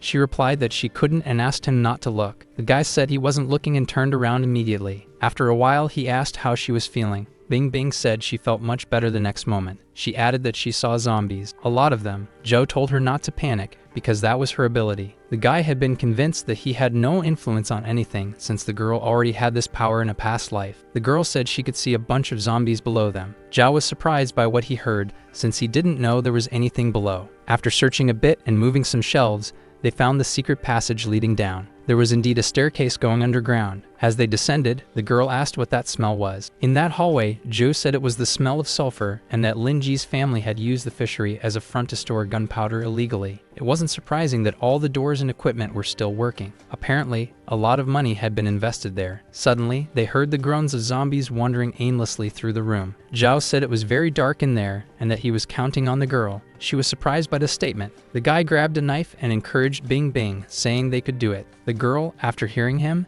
activated her ability and became serious. She indicated the zombies' positions and the guy, at that moment, took them down, clearing the path. And so, they kept advancing and neutralizing every zombie that appeared. Finally, after some time, they reached a locked room and entered. There were many boxes, and the girl asked what they should do now that they had reached a dead end. After looking around, Joe said that if they swam through there, they'd come out directly in the lake outside. So they blew powder through the pipe into the lake's waters. Bing Bing was very happy they could finally get out. Suddenly, a massive zombie fish appeared next to the girl and grabbed her. Joe grabbed the girl's hand and tried to pull her out of the monster's mouth. But despite all his effort, water wasn't his element. In the end, the grip's strength grew weaker, and the fish carried the girl away in its mouth. Joe saw Bing Bing being taken again and couldn't let that happen another time. This time, he wasn't going to leave her alone. The young man activated his ability, and algae began to rise from the bottom. They wrapped around the fish from all directions, but the monster resisted. The girl was running out of air, but she saw Joe trying to save her. The last thing she saw was Joe reaching his hand out to her. Sometime later, at the surface, the girl opened her eyes. She sat up abruptly and shouted Zhao's name. He turned and was glad she had woken up. At that moment, he had just heated some canned food because he needed to eat and recover his energy. The girl thanked him and asked what had happened to the fish. Zhao replied that it had probably become food for the other mutants. He added that she had been harder to deal with than the monster in the storage room. However, it was likely those mutant fish had already spread and that they'd run into them again in the future. Bing Bing said that, back at university, Joe was quiet, and she thought it would be hard to get along with him. But since the zombie invasion, he had already saved her more than once. The girl got a little embarrassed and asked why he was so kind to her. Zhao was honest and said he saved her first because of her ability, because she could help him protect his family. The girl was a little upset but grateful for his honesty. Bing Bing asked why he had saved her this time. Zhao stayed silent for a long time, unsure of what to say. And just as he began to speak, the girl interrupted him and turned away, asking when they would return. Zhao said they needed to leave now and that, thanks to her ability, they could avoid confrontations with zombies. Finally, in the middle of the night, they returned home. His little sister ran up and hugged him. She had been very worried about him. Zhao saw how concerned the girl was and asked what had happened while he was gone. Zhao stayed quiet, then suggested they go inside first. A man was sitting in a chair. He had been infected by the virus and was trying to resist. Zhao was shocked and asked how it had happened. Zhao said that when they went looking for them, they found zombies lurking along the way. He had wanted to find a level 2 cord to save Uncle Nell, but he failed. The uncle asked if there was anything else that could be done, but it was already too late. The virus had reached his brain, and if they gave him a core, he would simply turn into a monster like Lin Ji. Zhao struggled to speak, but it was clear that he didn't want to become a zombie. He shouted for Joe not to hesitate and to decide quickly. Zhao realized there was no choice and that he would have to neutralize him. Suddenly, he remembered something and saw that there was still hope. He turned and asked Olivia, his mother, to come with him. He pulled out the core of a zombie fish and told her to eat it quickly. The woman asked where he got that from, and Zhu replied that he got it on a mission. He rushed her to eat the core immediately. The mother said she wasn't infected and didn't understand why her son was asking this. At that moment, he heard a roar, and Zhou Ming said he couldn't hold the uncle much longer. Zhou understood he had to act fast before his mother's ability awakened. Right then, the zombie broke the ropes and freed himself from the restraints. He begged Zhu to kill him quickly, before it was too late. Mentally, Zhou apologized to his brother Huang and prepared to strike. The zombie was also ready and didn't resist any longer. At that moment, Olivia activated her ability. She immediately used her power and healed the zombie. Zhao became human again. He was overjoyed. Everyone was surprised that Olivia had suddenly awakened her ability, and even more shocked that she had rejuvenated by many years. The girl didn't understand why everyone was looking at her that way. After some explanation from Zhu, everyone understood where Olivia's power came from. Zhou Ying was delighted because thanks to this new ability, her mother had become a true beauty. She asked if she could now turn all zombies back into normal people. But Zhao explained that this ability only healed those who hadn't fully transformed yet, and regular zombies would simply die. Jack was thrilled, because now they didn't need to fear infection anymore. His wife could save everyone. Olivia asked her son how he knew she would have that ability. Zhao couldn't explain. He just said he suddenly felt that it would be her with that exact power. Besides, it was the same with his brothers and sisters' powers too. though back then the feeling hadn't been as strong. Even though the young man couldn't sense Bing Bing's power, he also couldn't copy it. Maybe he could only copy his family's powers, and when they awakened abilities, Ju grew stronger too. Some time later, Bing Bing and Ju were in the living room. Zhao asked the girl to find out how many zombies were in the area. She agreed and activated her ability, scanning the surroundings. She said there were about 100 zombies in the forest and the same number at the mountain's base. Zhao asked if there were any level 2 zombies among them. The girl nodded and said there were at least 3. Suddenly, Bing Bing noticed that all the zombies had started moving at the same time. It was as if they were gathering in one place, like someone was calling them. Suddenly, the girl screamed when she saw Lin Ji. All the zombies were heading in his direction.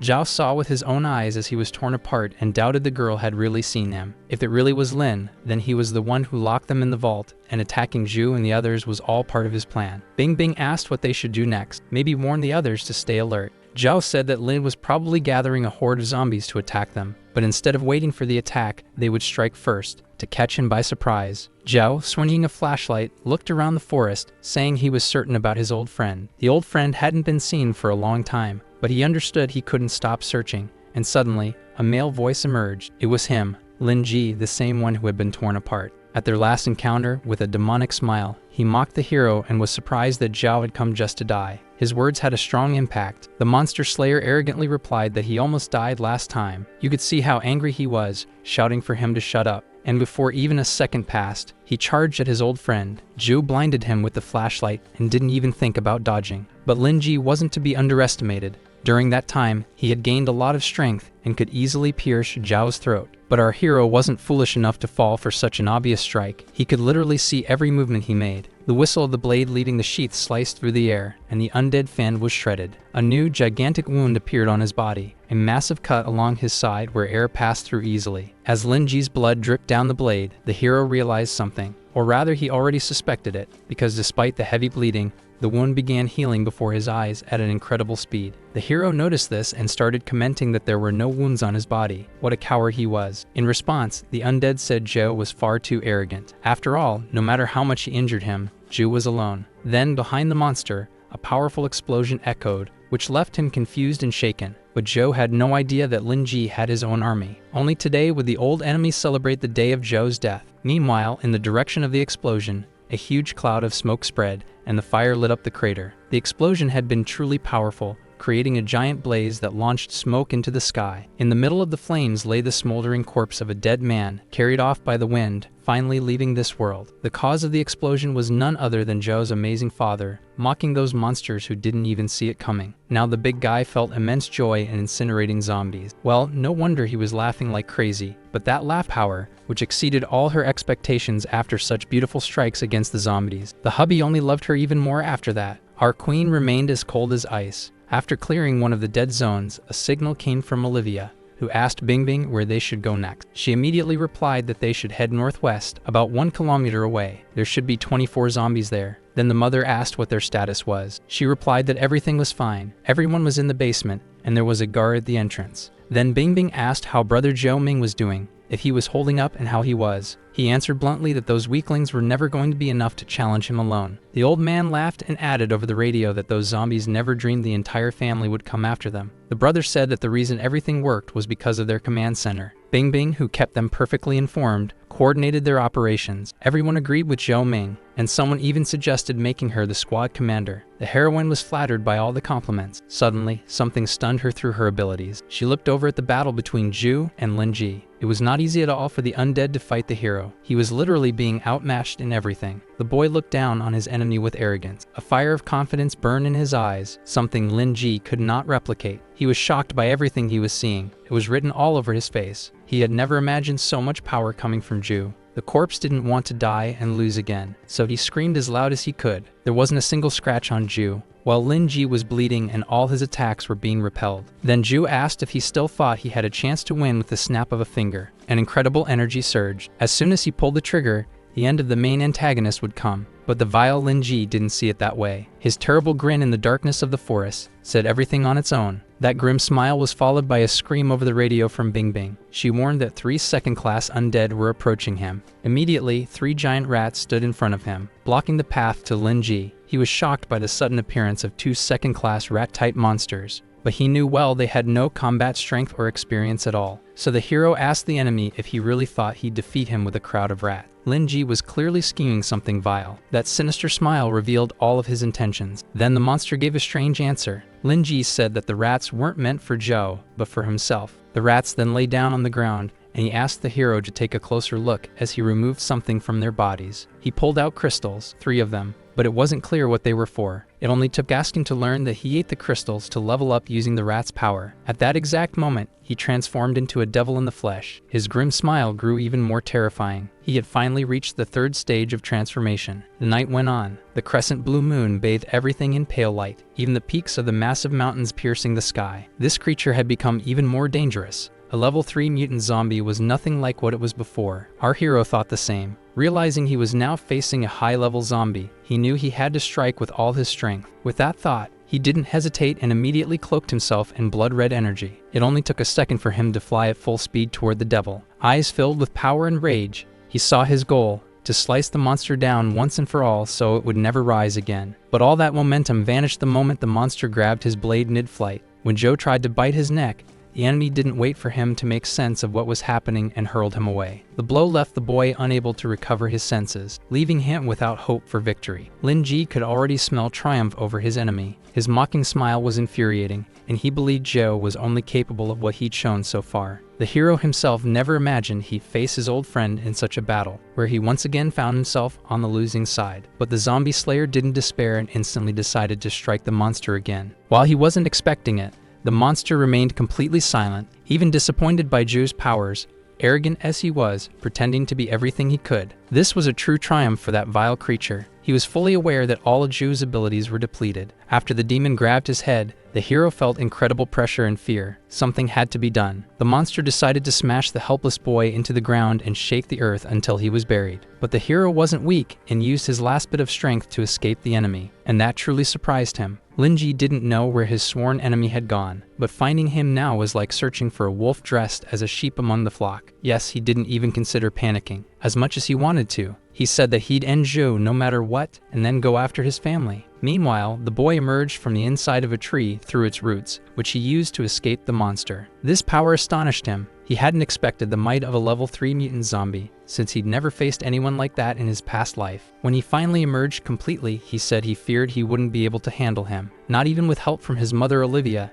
and his brother Zooming. He needed to think of something. The moment he thought of that, everything around him began to glow with bloody flames. He looked up, completely surprised. That light gave him no peace. The source of that terrifying glow was clearly visible. Behind the treetops, above his head, there was a full blood-red moon, which until recently had been just a crescent. It was clear to Zhou that a regular 3rd-tier zombie couldn't have done that. But who could? Then came an explosion of blue energy, impressive in strength and intensity. What is happening tonight? The energy spread rapidly in several directions, as if it had no end. That blue energy collided with someone. This battle caused explosions on a completely different scale of force. Something totally incomprehensible was happening in that forest, something that wasn't real. And in the middle of those domes of energy, 2 silhouettes, a woman and a man, floated in the air. Were they the ones responsible for all of this? But no one gave Zhao a chance to interfere in the battle of those 2 monsters of divine power, and the devil appeared behind him. The zombie slayer tried to react, to do something, but now he simply had to act, and the villain was furious,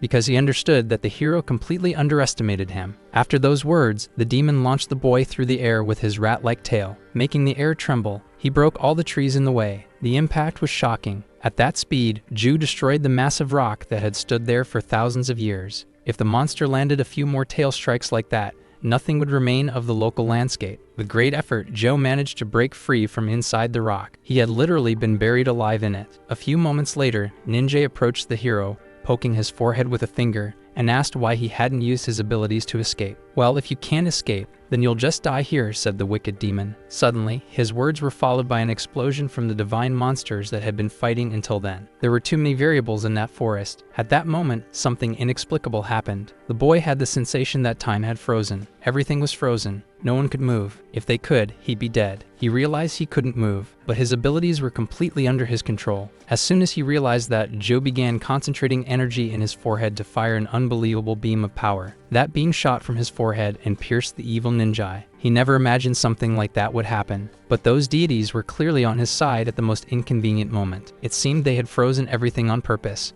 And immediately, everything dissipated. Time resumed flowing. As soon as the monster realized something had gone wrong, and that Joe had hurt him, he felt a terrible pain. His eye vanished, and that was an unbearable burden for him. Linji was definitely haunted by a curse that still wouldn't leave him alone. After that battle, the scumbag fled deep into the forest. We won't see him for a while. His strength was leaving him. His eyelids grew heavy. His mind was fading. And at that moment, time stopped, just for him. The last bit of energy keeping him on his feet stopped working, and he collapsed while brother Joe Main was trying to call out to him. The boy was very worried about Joe. He wanted to know if he could get up, if he was safe, how he was feeling. But Joe didn't care about his own well-being. The hero wanted only one thing, to reach that monster, Lin Ji, and everything else. Because the world was changing entirely, those deities whose powers are hard to imagine, they need to be reached. And once again, he was plunged into the memories of one of his past lives, when he was in a survivor camp. At that time, the hero ended up being a prisoner of the people at the camp. No wonder he was tied up. Suddenly, one of the men spoke to his boss. Apparently,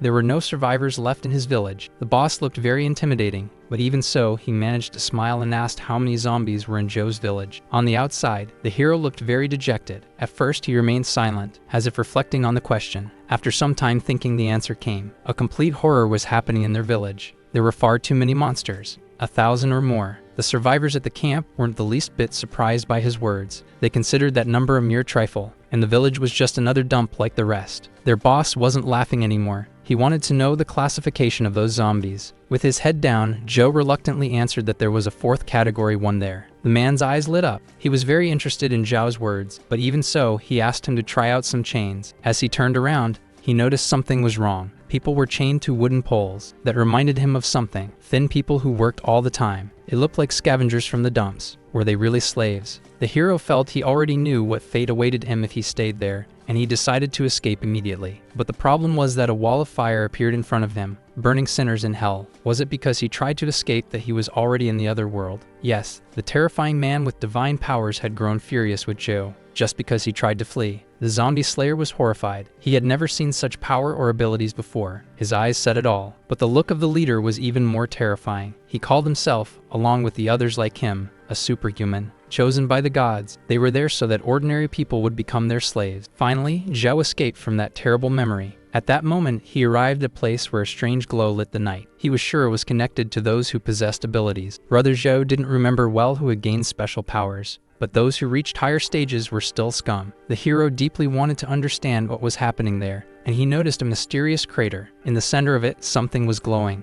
A massive flow of energy emerged from nowhere. Looking down, he grew fascinated by what he saw inside the crater. It was clear that forest was no ordinary place. He thought that the crystal was to blame for the crater's formation. It radiated too much energy. When the hero fully examined the crystal, he was overcome with horror. A drop of fear ran down his cheek, and everything around was swallowed in darkness. He was overtaken by a strange desire to devour it. It drew him in irresistibly. He didn't understand anything. Suddenly, someone touched his hand and ordered him to leave. What kind of wanderer was that? Was he the one responsible for those energy explosions from yesterday? In less than a second, the hero jumped out of the crater. That place was surrounded by mysteries that needed to be uncovered. The boy felt no fear. He acted calmly and skillfully used his abilities to escape the surprise attack in the middle of the darkness. Zhao asked the stranger who dared to attack him. An unknown silhouette walked at the bottom of the crater through a cloud of dust. He too was surprised by the visitor. He looked like an ordinary man, but the scar on his face was unforgettable. In fact, the man was surprised that Zhao had survived there. But Zhu was no weakling. In an instant, he placed his hand on the enemy's neck. The stranger was impressed by such a reaction.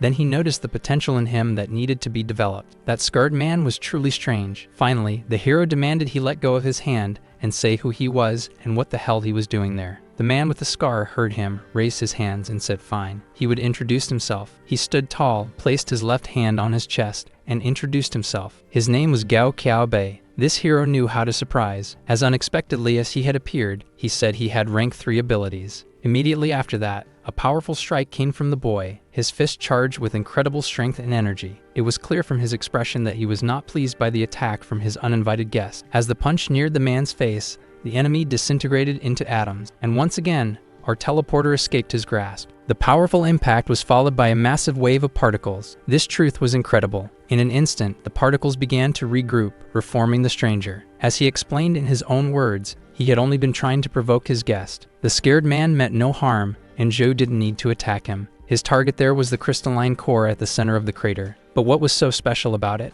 That was exactly what the boy decided to ask, still confused by it all. In fact, Gao Qiaobei believed he knew what kind of crystal it was. He was there for a reason. Moreover, he understood that Zhao had only recently acquired his special ability. Zhao had no answer for that. Silence reigned in the forest. Only the warm breeze stirred his hair. He compared that crystal to a full-power feeder. Like in computer games, the scared man astonished him with his knowledge of ability users. They needed to level up, and that's exactly why they killed zombies and absorbed their cores. But doing so, he said, only allows one to reach the 4th stage of skill development, said Zhao Qiaobei. Then he handed over a piece of the crystal core. Zhao stared at it for a long time, unable to look away. Then he began to wonder why he had been given that, as if there were another motive. What did he want in return? And you're smart, that's right. In the future, I'll need your help, but for now, you better raise your rank, said Zhao Qiaobei. And finally, as his body disintegrated into particles, he said that gods still exist in this world, and they are real. Then he disappeared, followed by the massive crystal, which shattered into countless particles and vanished as well. The wanderer's last sentence shook the hero deeply. He was confused. What gods? What was he talking about?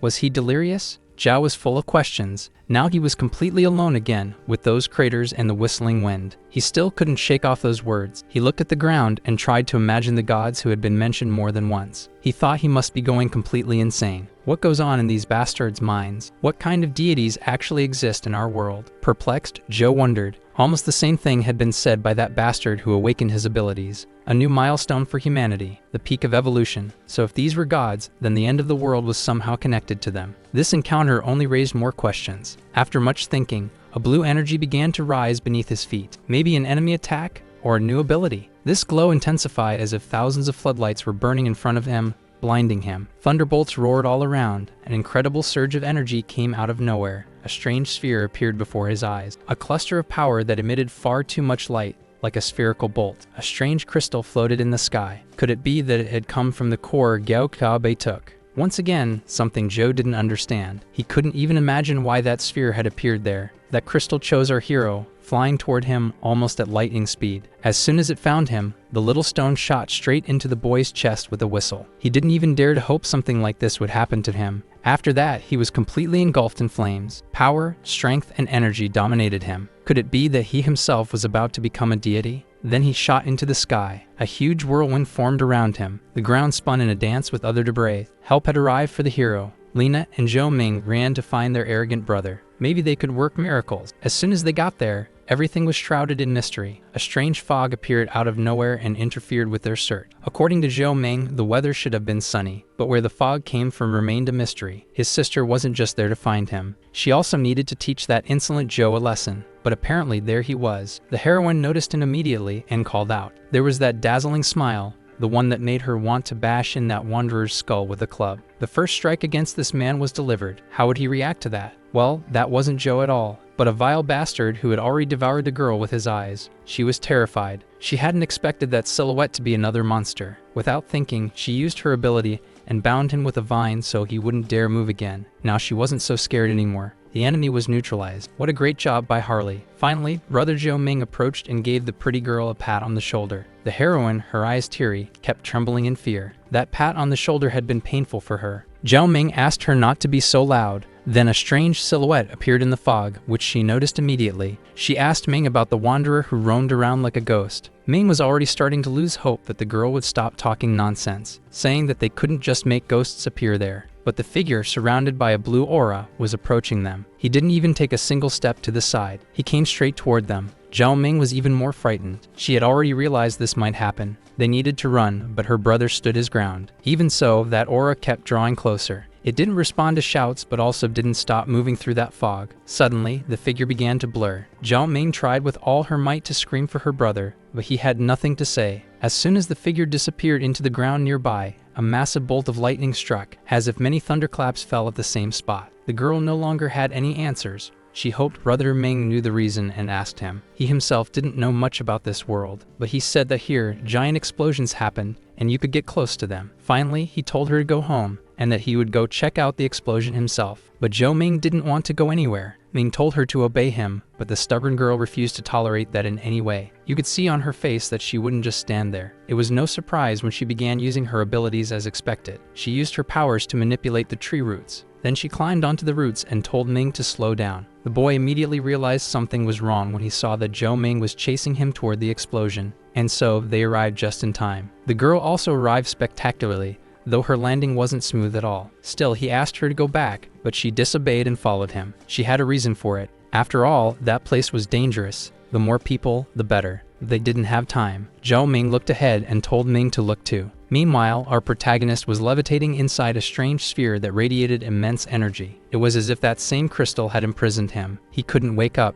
That power had enveloped him. Ming was worried about his brother, shouting for him. He tried to find out if he was okay, but got no response. He couldn't take it anymore. He focused his power into his fist, prepared his strike, and channeled all that force at the sphere. The blow was incredibly powerful, but the sphere didn't even crack. There was no reaction at all. It was as if it had been completely repelled. These anomalies filled him with dread. What was happening to his brother? How was he in there? Was he alive? He couldn't understand anything. The strike had been incredibly strong, but it had no effect. Then the crystal cracked and shattered into pieces. Was it over? Would Zhu finally wake up? Before, he didn't even dare to move, but now it was followed by signs of life. What was going on in there? His clear eyes began to shine with a blue fire. More and more mysteries appeared. The giant sphere began to dissipate. The energy started to fade, and the zombie slayer finally stood up. At that moment, something incredible and strange happened. The same power flowed from him as it had from the crystal and his gaze. There were no words for it, and now our boy was already home. After those events, he lost consciousness and woke up there. Apparently, he had been dragged there by Ming and Zhu Ying, who took him to a house where it was safer. And so he woke up. His gaze was as clear as before, not like it had been after all those spheres. His sister immediately noticed that Zhao had opened his eyes and was clearly overjoyed. Turns out our hero had been lying in bed for a whole day, scaring everyone nearly to death. They scolded him for pushing so far without being recovered. He desperately wanted to figure out what had happened, how he ended up there. There were so many questions and no answers. His sister replied that they should be asking him how he got absorbed by the light and ended up in that giant sphere. And once again, that glow returned to his eyes. Even so, he understood nothing. And then came more news. As soon as he looked at Zhu Ying, he knew literally everything about her. All of her abilities, her development stage, what power she had, even how much was left for her next stage. He was intrigued by the fact that when looking at his loved ones, he saw strange flags with their abilities. He decided to touch them and discovered what was happening, why he could see all their powers. When he looked at his mother, he saw her abilities, her age, how many crystal cores she needed for the next stage. He saw the same in his brother. It was clear he didn't understand this behavior. If we believe the data from his eyes, then higher stages require high-tier cores. But if you don't have them, then nothing is known. Even though he had a crystal core now, he couldn't use it at the moment. From time to time, he faced the harsh truth. He would need to grow stronger because they were coming soon. Suddenly, his father approached the bed and told the boy to get up already. But this brother didn't even notice his father was doing something to him. "What's going on?" Joe asked. But his father, Jack, was tired of seeing his son daydreaming. He had just woken up and still looked like he was asleep. And there were his father's abilities, which hadn't even awakened yet. As it turned out, he had a high chance of awakening Disney. Finally, he got up and said whatever. But deep down in his soul, he was pleasantly surprised to have seen abilities not yet awakened. The protagonist was clearly out of sorts,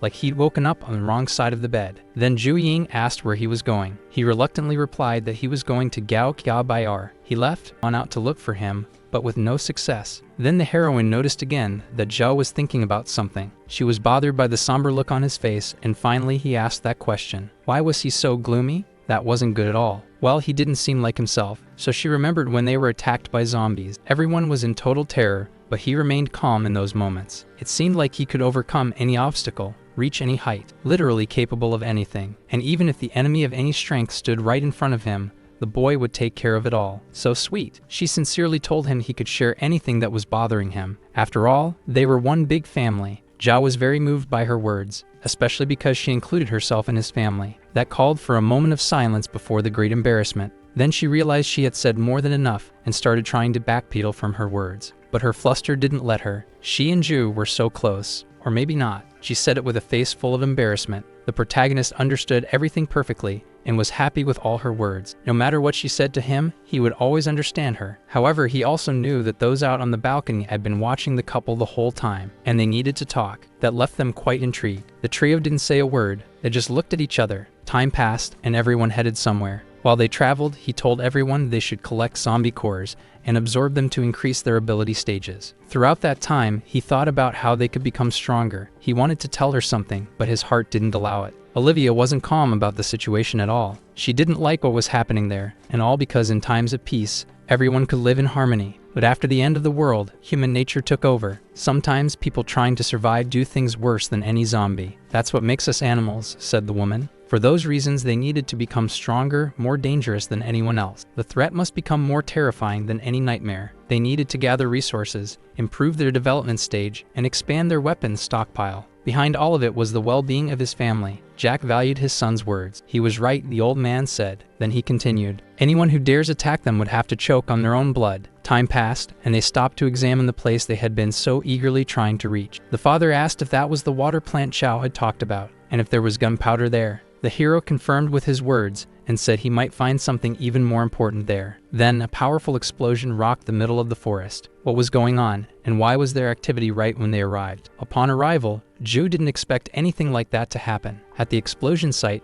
a huge dust cloud lingered. Inside it, silhouettes of many people were moving them. What did that mean? That they would be left without supplies and the bandits would take everything? He said that before leaving that place last time, they had locked the doors. But they didn't hesitate to use grenades to get in, which meant they knew exactly what was there, and not everyone had that information. His sister was immediately shaken, because she understood they had lost all. Among all the monsters, there was one unlike any other, much larger and stronger, and on top of that, with some kind of dark substance on its head. Except for Ju, no one in the family had ever faced a third-tier monster. According to Brother Ju, the entire underground area was full of gunpowder, which made it difficult to shoot at the zombies, let alone at third-tier creatures. The plan was to wait until the bandits engaged the zombies in battle, and only then would they make their move. Zhou Ying agreed with her brother, but Ming surprised everyone by saying it seemed like someone was approaching. His words made our boy uneasy. He immediately looked to the side and sensed it too. Suddenly, beyond the horizon, silhouettes of people began to appear, like silent shadows unexpectedly infiltrating. They were the same armed bandits. That large group was only part of the full team. Immediately after Zhu,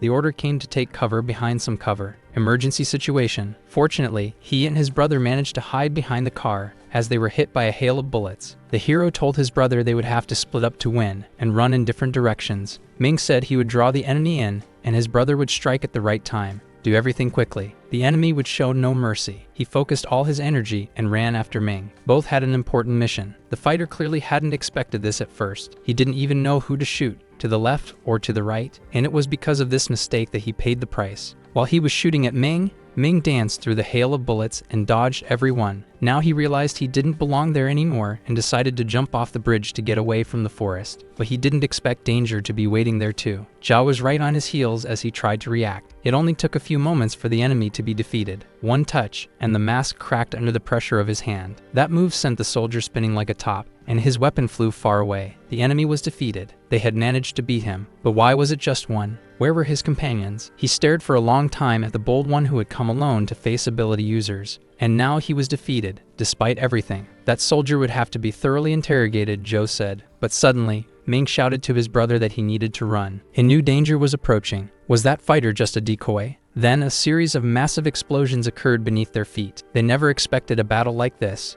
There were deep dents in the tree trunks, as if they'd been struck by an ancient cannon with a powerful shot. There were also cylindrical holes in the ground, as if a massive rock had rolled through there. Almost nothing remained of the soldier. Too bad, they could no longer interrogate him. The protagonist understood absolutely nothing about what was happening there. There was always something strange in their path. But the cause of those explosions, the dents in the trees and holes in the ground, was that seemingly harmless ball. Ming said that it was part of an ability, and that they needed to be careful with it. No matter how resistant the ability user was, they wouldn't survive a direct hit. One of the balls managed to hit Cho, causing only a minor scratch. Brother Ming wondered if something had happened to Ju or not. He replied that he was fine, just a scratch on the hand. It would heal before the wedding. Then he asked if Ming saw where the attack came from. Zhao replied that all the projectiles had come from different directions, and that on top of that, the stranger was firing them from a considerable distance. This left Cho stunned. How was that fired? From that far away? How is this possible, he asked. Using a pinball machine as an analogy, Ming clearly explained how the enemy's attack worked. Someone would shoot the balls, and they would become the targets. And again, one rose and appeared, a sign of a new offensive, and this time nothing unexpected. They were once again surrounded by a rain of countless attacks, many capsules flying straight toward them, which only spread panic.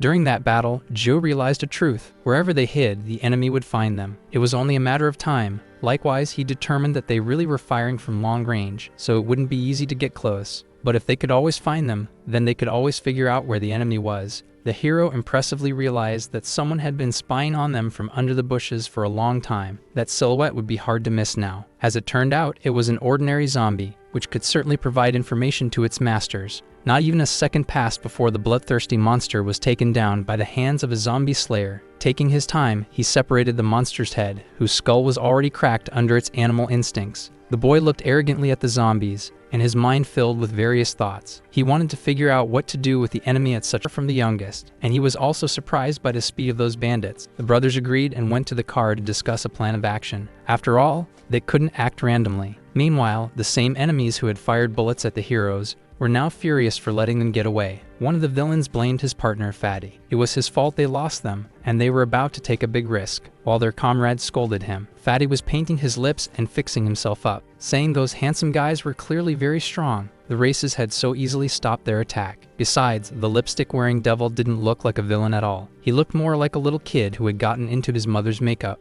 But none of that really mattered. Nye wondered why his companion had killed that guy. He replied they could just blame those two, and that the death of a civilian wouldn't have any consequences. While they argued, poking each other with lipsticks and cigarette tips, an old man ordered them to stop with that nonsense. It was the one with 4 eyes, who showed them the gate was open and they could begin. Shocked by Zhao's words, not even he knew how bad the situation really was. Then Zhou Ying remembered how her brother had said that all passed. Besides, those soldiers were very well trained, which could be seen from their equipment and movements. They could also absorb second-level zombie cores and become stronger. Even so, they couldn't just sit and wait, and attacking now was far too risky. There were too many contradictions for just one Zhou. Then suddenly, there was a touch. It was Zhu Ying's hand. At that moment, she acted like a sedative. She told Zhu that he should trust his loved ones and family, and not rely only on himself. That was too selfish. As sudden as the touch came, the radio behind him crackled. Something important had happened, and people were trying to alert everyone. The protagonist immediately listened and told the others. Everyone was incredibly happy with him. Apparently, there had been some sort of small incident. They managed to find a survivor. That guy lying on the ground looked familiar, as if we had seen him recently. Zhao shouted over the radio to tie him up first and wait for him there. Zhao asked why that was necessary, but the truth is, it would be hard to explain right away. It would take too long to explain everything to him.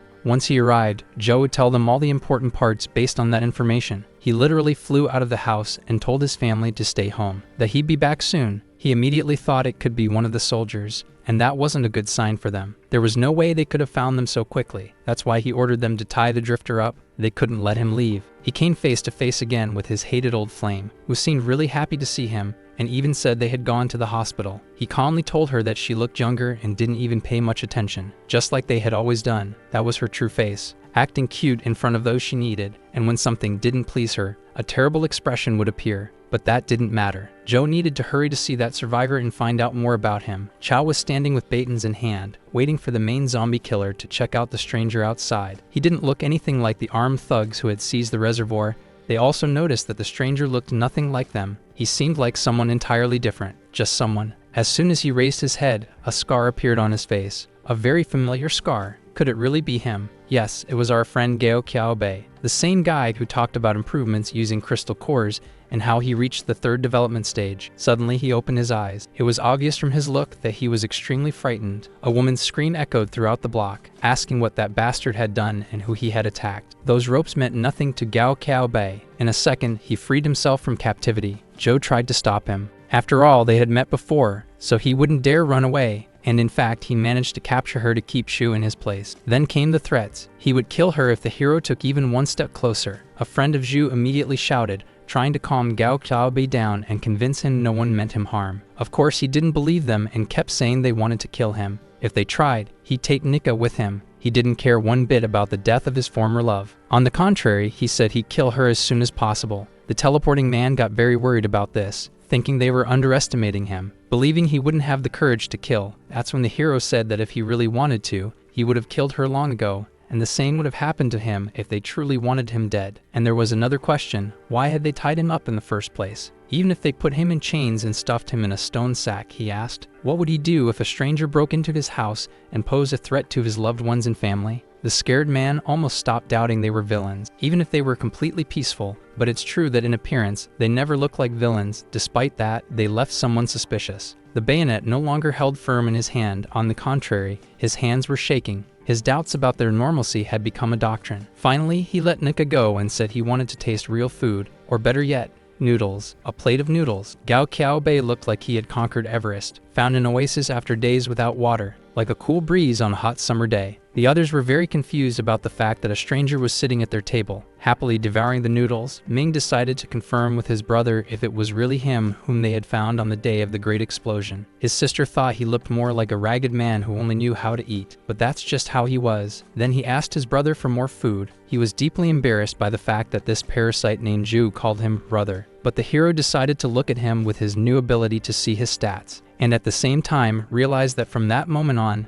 Gao Qiaobei had changed and didn't even remember him anymore, which was incredible. The scared man himself said he had been in the third stage of development, but now he was only at the first. He also realized that he lied, pretended not to know him, or claimed he had lost his memory. He couldn't make sense of any of it. Time passed, and Gao Qiaobei ate another plate of noodles with an incredible appetite. Then he thanked everyone for the dinner, because without them, he would have starved. He said he didn't care about gratitude, but he became curious if he wanted to say something, and that scared him a little. What to say? The scar repeated in a trembling voice. He leaned back on the couch and asked how the teleportation master had arrived in their village. What wind had brought him here? Gao Qiaobei was afraid they wouldn't believe him right away, but he told them he got there using teleportation. You could even say he escaped and ended up there, and that caught Zhou's attention. How did he escape? From the zombies or something like that? Zhou asked. Exactly. Those creatures were chasing me the whole time, so I had to resort to teleportation. But why are you all so calm, believing so easily in my words about the travel? This guy is from the city. He's not from here,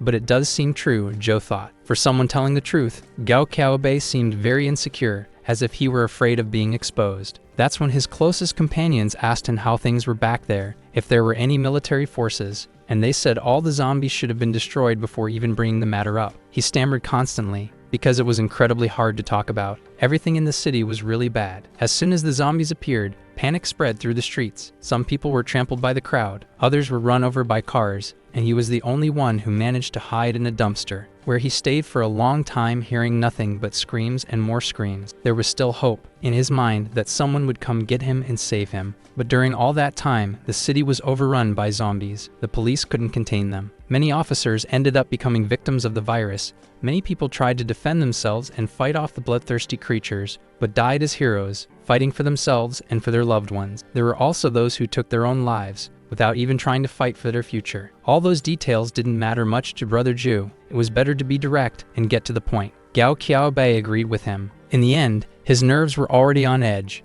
Staying alive felt like a luthier's prize, as if he had to live many lives to earn it. But then he handed the hero a phone with a message that said, if anyone wanted to be saved, they would have to hunt zombies and eat their crystal cores. The message also said that all who received abilities would become God's chosen ones, and that once again surprised the hero. He had received the message just 2 days after the end of the world. How could they have figured that out so fast? Could it be that this wasn't the first time someone like the hero had been in such a situation? Zhou wondered. You couldn't say Ming was happy about it, but he understood that the city already knew about zombie cores. That surprised Gao Qiaobei. In such a remote place, people purpose. After 5 days of hunting, they gathered the same amount of little stones, and then the strongest among them decided to be the first to try them. But among the 5, only the commander survived. The others died and he buried them using his ability. The commander then led them to fight against other groups for supplies. That's when they faced another ability user in battle, and a group fight broke out. As the battle intensified, more people had to awaken their abilities, and that's how Gao Qiaobei awakened his. Those who weren't as lucky turned into zombies and were killed. Those who received abilities kept on fighting.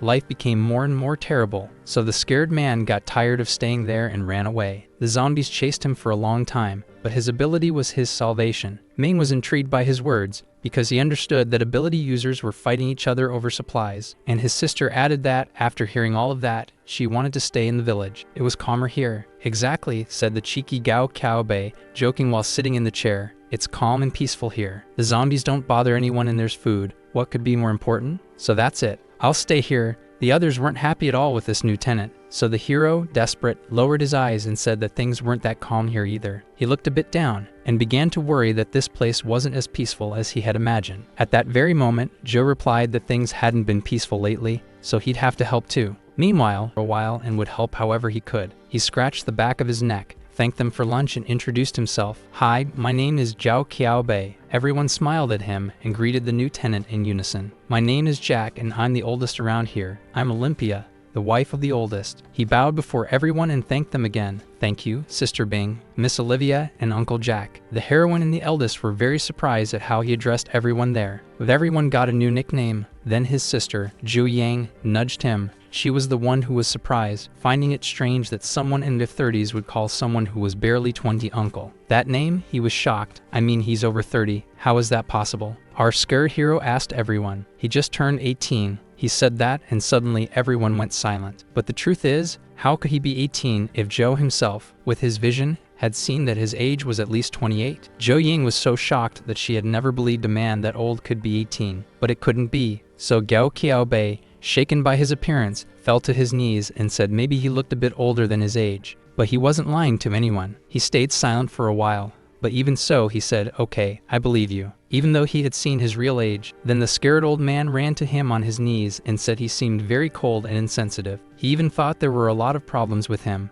But in truth, behind that there was a gentle soul. Of course, the strange thing was that he had checked all his features himself and was really surprised by his age. But it's fine, that shouldn't matter. Time is short, so they would need to go. He immediately asked where they were going. The hero started to wonder if he had really decided to test him, saying he'd find out later. He judged that entirely based on his behavior, and for that reason there were only two outcomes. Either something really happened to him, or he was also pretending. Well, suddenly, the hero was interrupted by his beloved Zhu Ying, who, very impatient, brought him something wrapped in cloth. He seemed pleasantly surprised that his beloved was bringing him a gift. There was some kind of weapon wrapped in the cloth, which he found and immediately realized would be better suited for Zhu. So I brought it for you, and she immediately blushed. Oh, how she blushed. She was so embarrassed as she handed it over, clearly worried he might not like it, but even so she offered it. He simply couldn't refuse. That beautiful blade had been named after a strong swordsman. She probably thought her hero was just as grand. He, of course, thanked her and valued the blade. After all, it was a really good one. There was no way to express how happy she was about it. She was as happy as if it were her second birthday, as if she had reached the end of the rainbow. After receiving all the gifts, he said he would return soon to call him in case of danger. Time passed. The hero and the scared man were walking silently toward the same place,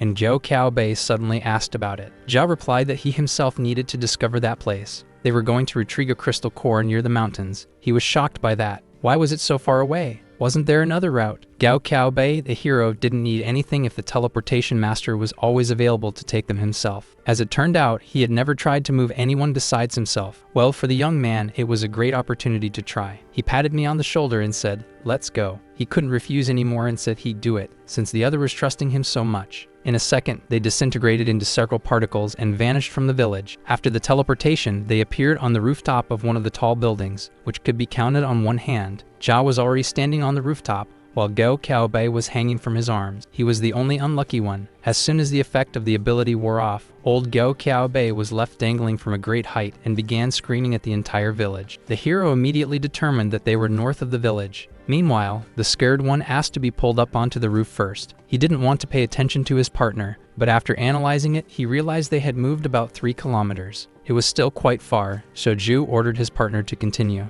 As it turns out, he was trying to test his abilities, so they would continue until his strength ran out. He didn't dare refuse and, with some effort, agreed to continue the test. The next teleportation was followed by a loud scream that woke every living creature in the forest. The hero asked him to stop screaming for no reason. The old man replied saying he had never tried teleporting continuously with someone else, but didn't care about the complaints and whining. They needed to hurry, and he had already said that many times. Oh, come on, he said, then asked, won't you even give me time to rest? And again he repeated, There's not much time, so let's keep going. Well, he's not even human. The man was already nearly at his limit. He couldn't argue since he had no rights in that house. But some time passed, and they finally arrived at the place where the core was. With all the teleporting, he had spent all his physical strength and energy. Finally, he asked if they had arrived. The hero replied yes, they were there. From his analysis, he determined that his ability wasn't that good. Actually, it was bad. He didn't like such harsh criticism of his abilities. After all, the ability was very good. So he explained his words by saying the main strength of it was the precision control, and that was only possible within a 100-meter radius. Besides that, it consumed almost all of his physical energy, so he couldn't fight using teleportation for long. He laughed and said it wasn't that bad, that it was actually very good, so he was satisfied with the result. Suddenly, Joe shouted. He wanted the old man to stop acting like that. What happened was that, from the outside,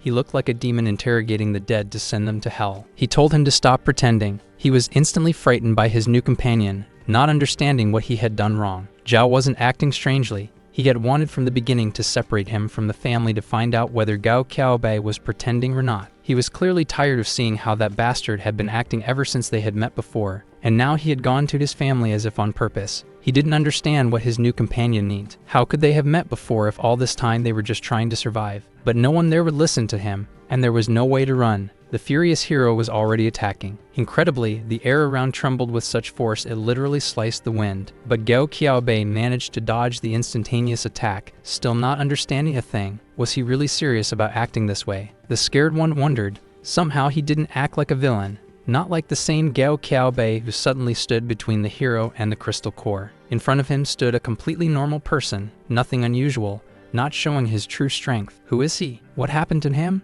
Or maybe someone did this to him? Zhao wondered. Maybe. Then he recognized a completely different Gao Qiaobei, someone else. Whether it was a second individual or someone else entirely. Suddenly, the scared man stopped and shouted for his brother to stop following him. Then he became truly frightening, exactly like that day. He said he was never afraid of fighting, especially against a boy. But this Gao Qiaobei had started to scare him. He probably reminded him of that arrogant scared man. As he kept acting like a child, he decided to attack Joe with an incredibly slow jump. But he didn't stand a chance. It only took a moment for the hero to completely dodge the attack. It was shameful even to win a fight like that. The old man threw himself face first to the ground and ended up losing. He had hoped for a good fight but decided to stay quiet because, well, he had nothing to say. This eccentric lay in a cloud of dust and didn't even think about getting up. Since he was in a lot of pain, the boy approached him and praised him for not running away like a coward, but for continuing to fight. No matter how weak he was, he would be of great help. The admirable Gao Qiaobei finally stood up,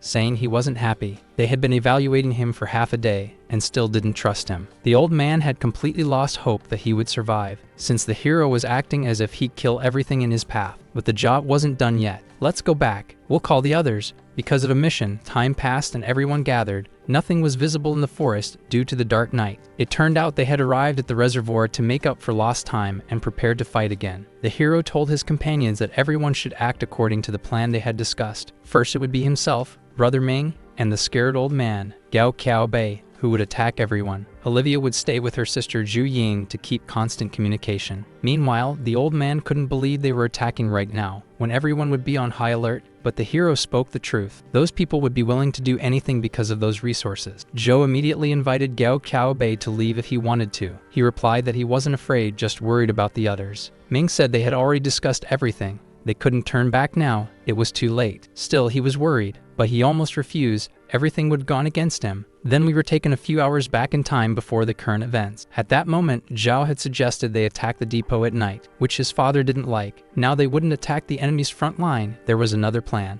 They would strike secretly from the weakest point. That surprised Jack, since his son used to charge into battle without thinking. But this time he had come up with something clever. This way, they could take all the necessary resources without drawing unwanted attention. Besides, the enemies couldn't attack them if there wasn't enough gunpowder, and they wouldn't be able to deal with that. Ming had just one doubt. How would they get in unnoticed with the increased security? Even if they got in, how would they get everything out? He agreed with his brother's words. After all, he was right. It wouldn't be easy, but if they came up with something, they could move mountains, and Gao Qiaobei would help them with that. With his incredible penetration ability, while everyone discussed the details of the plan, he was eating terrified, because he didn't want to fight anyone. Meanwhile, Joe swore that under no circumstance would he allow anything to happen to the new partner. He was referring to Ming, and that he would always protect him. At that moment, Gao Qiaobei realized he was so worried, that he had agreed to everything too easily, and now regretted seeing his peaceful life gone. Let's get to the point. Zhou Ying handed Zhu a walkie-talkie, so they could communicate and call for help if needed. Right then, he asked if she could see with her own eyes what was happening at the reservoir. Doing this favor for her would never be a problem, especially not for Zhu. Upon observing, she noticed the warehouse was much calmer than expected. There was still the same third-tier creature and a bit of second-tier presence, truth after truth. He said the enemy had started to act, which meant they couldn't hesitate. After all, the future was on the line now. He entrusted Zhou Ying entirely to Mother Olivia, who promised to protect the girl even from the wind. With a mother like that, there was no need to worry. She said, "Go forward and don't wait for anything." The mother gave confidence to the trio, who quickly headed to the site of action. Meanwhile, there was only one armed guard at the entrance, who closely monitored any noise. Ying noticed there was no one nearby. Zhu assumed everyone was underground. They couldn't let their guard down for even a second, and asked his dear Zhu Ying where the zombies were. According to the report, the third-tier ones were in the southeast. The rest of the second-tier ones were right in the center. That was a great opportunity for them, because the northwest was completely clear and the bandits were busy with defense. After that, he told his brother that he and the scared man would go first, and that he himself should stay there for a while. Then he approached the old man to show him the part of the factory inside the warehouse,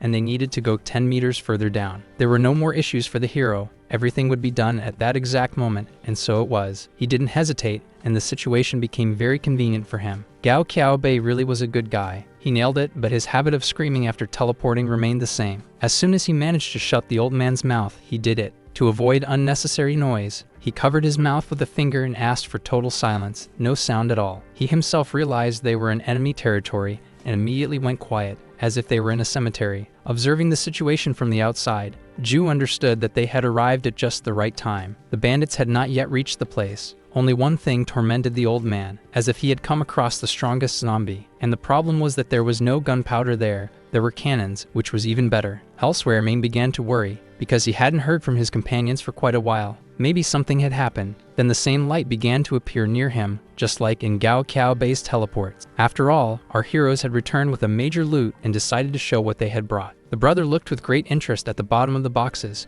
which should have been overflowing with weapons. Not just weapons, the boys said, but also medicine, resources, and gunpowder-based armaments. No wonder those bandits fought so hard for such a treasure. Immediately after the first contact, Zhu suggested they empty the whole warehouse before someone noticed them. Ming was tired of standing still and said he would go with them, and that wasn't up for debate. The scared man didn't disagree for a second, instantly agreeing with the plan. At that moment, the enemy was already almost upon them. No one there would hesitate, not even the enemy. Some creatures began to destroy the monsters one by one. Their heads were scattered across the ground and the wall. These were the same ability users who had attacked the brothers in the forest. After killing one monster, even more second-level zombies began to run toward the noise. At least at first. They didn't stand a chance against ability users that strong. The fat man swallowed hard as his comrades were nearly devoured by some creature, but didn't move. Still, he noticed there were many zombies, and all were second level. It wasn't so easy with them. Someone crushed a creature's head and said this was actually better. That way, killing the monsters was much better than capturing them one by one and wasting too much time. The two were a bit disappointed that they had never encountered a third-level one. The fat man even wanted to tame one, but the old man was sure that if such a monster found them, only one outcome awaited them, and what awaited was fatal. The strange old man said only death awaited them. That horrified the men.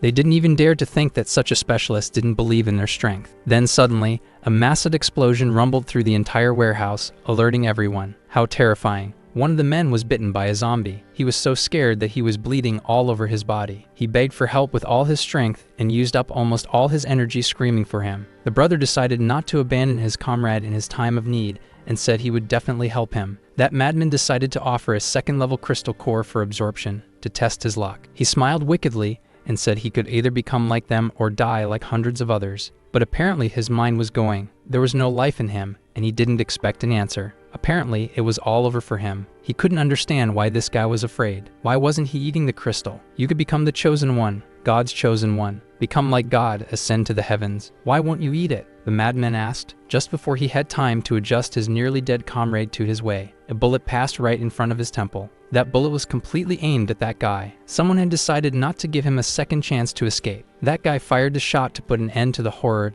that this ball-wielding mutant had created. The man was not at all happy with those words. He demanded that the words that adventurer had said be repeated. He pointed the gun and asked if he really wanted to hear those words again. Then he said, "Then listen, get out of here, you mutant." The man was furious. It was clear he was ready to kill him, and he said so directly. The old man ordered them to stop. What? Was he really allowing a soldier to humiliate his comrades? And the reason was obvious. Cooperation was important for everyone there. No one would work for free. In the end, he asked the blonde man if he knew what the most important trait for a leader was. And the point was, you could always cut off the branches that didn't grow the way the leader needed, clearly implying something. The old man approached the staff member and asked him to give orders to his men so they could follow the gunshots. The smell of sulfur was already in the air. The commander didn't waver at all. Amid that strange chill, he treated the old man better than anyone. Then came the orders for the soldiers to grab knives and only shoot when commanded. Enough time had already passed for the warehouse to be emptied of most of its supplies. Zhao was clearly happy they had managed to grab all that, and added that with it, they could arm the whole family to the teeth. Ning was deeply hurt that they had taken so much so easily and smoothly, but that wouldn't keep them behind for long. He touched Gao Xiaobei and asked if he was alright with it, if they could keep moving. Everything was okay, but it was a bit exhausting to carry so much all at once, so he was out of energy. Ning asked if there was any chance for a break or to catch his breath. Unfortunately, they had very little time. The zombies wouldn't hold those people back for long, so they needed to hurry. Later, he added that they still needed to bring back a few more medicines. This would be the last call. However, he decided to gather his strength to collect all the treasures from that place. In that case, they vanished with a certain heaviness. There was no expression on Gao Xiaobei's face. Was everything really going so well? Everyone was confident, but the scared old man could barely stand. His head hung as if he were about to faint. Farther ahead, the brothers weren't paying attention to their comrade's condition, as they discussed how to carry the remaining supplies and then burn the warehouse to hell. Gao Xiaobei was finding it hard to stay on his feet, but that wasn't it. Everything was leading to one conclusion. His powers weren't infinite, and he, of course, collapsed with a roar. The men heard the crash behind them, their last key to salvation lying before their eyes. Ning realized the old man had collapsed from exhaustion. He had no strength left, so they had gotten greedy. They realized their partner still couldn't use his abilities that often, but for now, they needed to take him to a safe place. The main danger was approaching them. At the entrance, the silhouettes of a crowd of people could be seen. Up front came the trio considered the most dangerous among all the soldiers. On the other hand, our guys were hiding behind some crates. A blonde man said that the place had plenty of stuff, enough supplies to last a month. However, before they could continue the conversation, the old man's head was shot. Before he could react, the blonde man was also captured along with his other comrade and thrown to the ground. The scared one immediately mocked them, saying he wouldn't simply hand over the supplies. Despite that, if the blonde man wanted, suddenly, the man he had shot earlier had regenerated right behind him. Even after shooting him again, it had no effect. Frightened, he ordered everyone to open fire on him. But before that could happen, a man with red eyes put an end to them. Meanwhile, our protagonist was only watching. When his brother asked about Takahashi, the protagonist explained that he still hadn't woken up. Zhao remained deep in thought. I can't leave now. I hope they weaken each other, and then I'll have a chance to take them. The scared man was begging for his life. He even said he had strong allies on his side, but the old man said his allies were dead now. He explained that when they arrived at the fishing points, his assassins were already hidden, and he declared that, just like the other side, they never intended to cooperate from the beginning. Then he prepared an attack and struck him in the head, declaring that his era had come to an end. After that, the man ordered his comrade to go capture the others who were outside, and so the other man went after them. The blonde man asked how they were going to move all that by themselves. The old man pointed out that they didn't need to rush things, because they needed to clear out the rats first. That old man wasn't stupid. He noticed that the ground outside was wet and clung easily to shoes. Realizing from that there were people nearby, Zhou and Zhou Ming quickly left their hiding spot and charged at them. However, the blonde man began preparing his attack. Before the attack could reach Zhou, he managed to deflect it. So Zhou smiled as his plan had worked. Zhou Ming then appeared behind the blonde man. The blonde man was soon lying on the ground due to the impact. Zhou asked Zhou Ming to lower his guard, because there was still someone even more formidable than that one. So the two advanced toward the old man. However, after attacking, they realized his skin was as hard as iron. Zhou quickly shouted to his brother, telling him to fight. The two attacked the old man simultaneously with their powers, but the old man emerged unscathed even after all of that. They soon realized that the old man was absorbing their power, The old man said it was an incredible ability and proposed that the two join him. He explained that if they joined his group, they would receive a good amount of supplies, but Joe didn't seem to believe the words of that man. Still, the old man explained that they were different from the rest of the world, declaring that they were superhumans and destined to be the rulers of the new world. Joe asked about the ordinary people. The old man said, "They will be the cornerstone of the new world under our protection." However, the protagonist realized that in reality, this meant slavery. Upon hearing that, the old man asked if he had seen the new world, to which Joe replied that he didn't need to see it and said, "Just thinking of a rabble made up of people like you is disgustingly revolting." Joe Ming grabbed the blonde man and told them to leave. The protagonist started to go, but before leaving said he would find each of them individually and told that so-called new world to go to hell. And so the entire place exploded due to the gunpowder. Elsewhere, Zhu Yang tried calling her brother, but without success. Zhou Yang noticed there had been an explosion and then used her powers to see. And from there, she saw a hand grabbing onto the door. Upon seeing that, Zhu Yang turned pale, and her mother asked what had happened. She replied that a third-level zombie had just moved. The zombie was awake and coming out through the door. Zhou Ming asked if Shou was okay and wondered about Takahashi. However, Takahashi was lying nearby, asleep. Zhao said it was better for them to leave. But Zhou Ming asked why Zhu knew so much about the superhumans, to which he replied that they were just people like Lin Ji and deserved to be eliminated. Suddenly, something emerged from the ground. It was the old man in a new form. Elsewhere, Zhu Ying was desperately trying to call them, trying to warn about a third-level zombie that had awakened. Her mother asked her not to panic after all. They could easily leave if anything happened. She also said that her father used to handle explosives in the mine, and she always worried about him. But worrying wouldn't help much, so sometimes they had to take practical action, to trust in themselves, the women. In another moment, the monster attacked our hero. He was pushed back, but his brother caught him by the arm. His brother asked how that old man had survived and become stronger. Zhao realized that this was the power of a supercell. The monster was soon surprised to learn that Zhu knew about his ability. He explained that his cells had a defense mechanism. When his body was threatened, his cells would grow stronger according to the level of the threat. As soon as he gained his ability, it reached the second level and his cells became capable of absorbing threats and converting them, like that. The monster quickly charged toward them. The two dodged and launched a joint attack on the man's back, but it was unsuccessful, and in the blink of an eye, Zhou Ming was thrown far away. Although Zhao was worried about his brother, he charged toward the monster. Their punches collided and the monster said, "My cells also get stronger from this," and that would continue as long as his cells remained active. Elsewhere, Zhu Ying and her aunt were in a different location. They saw the bodies of some people lying on the ground, and she asked if that was the work of Zhu. Suddenly, they heard a gunshot, and her aunt told her to be careful. A man with a gun walked by, counting up to 6. Then he fired near them. He quickly realized their man, and he asked if they knew anything about those two other men. However, he noticed that the two women were quite beautiful, and said he wanted to get a feel. Suddenly, the aunt called out for Zhu, as if he were nearby. But that was her plan, to get closer to him and try something. She managed to knock the gun out of the man's hand. He found it all interesting, and said he'd follow her and have some fun for himself. Somewhere else, Zhao was being pressed against a wall. The monster said Zhao was different from anyone he had met. After all, he knew about his powers, could use 2 abilities at once, and also knew something about the new world. He then declared that he would make him tell everything he knew. But Zhou noticed a cold air, and then he smiled. Zhou began provoking the man, saying things that were sure to irritate him. The monster grabbed Zhao's neck more forcefully and threw him to the ground. The monster ordered him to shut up, saying he wouldn't believe a word he said. But Zhou replied, "If there really were gods in this world, you'd be nothing more than an abandoned child." Furious, the monster prepared another attack, but Zhou dodged just in time, and in the background, a silhouette appeared. The monster noticed his hands were frozen. An arm then emerged from the ground and grabbed his leg. The zombie muttered that he needed fire because it was cold. The protagonist seized the opportunity and grabbed his brother to flee. Meanwhile, Zhu Ying's aunt was fighting. She managed to knock the man far away. The man was lying on the ground, barely able to speak, and said he was a martial arts trainer. She mocked him, saying that to her,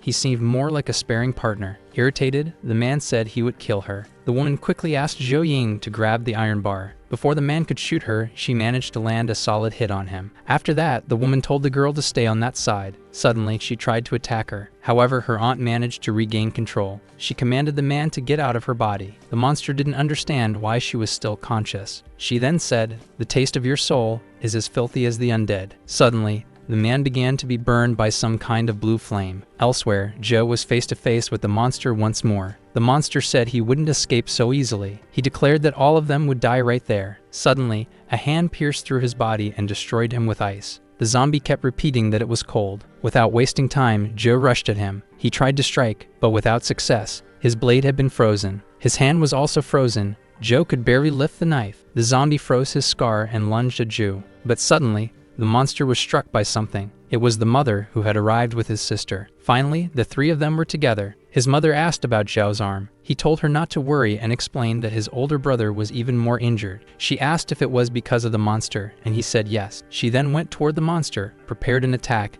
and struck the zombie, unleashing a massive beam of power through its back. However, even after all that, the zombie was still alive. Zhao appeared behind it and drove a spear into the zombie's body, and finally killed it. It was finally over. His mother then said, "Let's get your brother and find the others." However, Zhu Ying noticed something. The zombie wasn't dead yet. A huge mass of ice appeared behind it. The mother attacked, and her son followed right after. But Joe realized he couldn't inflict any damage on it, so he'd have to finish it with a single strike. But he didn't have the strength for that at the moment. Meanwhile, the zombie leaned on the ice, and Joe noticed the stone. Elsewhere, the woman was fighting the zombie, realizing he was getting stronger and stronger. She then told him to retreat and said she would hold him back. Zhou Ying realized her abilities weren't good for direct combat. However, they couldn't cause more chaos. First, they had to get Zhou Shu out of there. The mother remained deep in thought when suddenly she was struck by an attack from the zombie. She was thrown against the wall and coughed up blood. However, Zhou appeared and placed his hand on the zombie's head, activating his ability, Blood Butcher, which was now fully evolved. He launched the monster far away with his ability. The zombie tried to counterattack, but Zhou, wielding his sword, unleashed a strike that brought the zombie to an end. Looking up at the sky, he said, "Let's go home." Our video ends here. If you enjoyed it, please like and subscribe to the channel. Until next time, bye bye.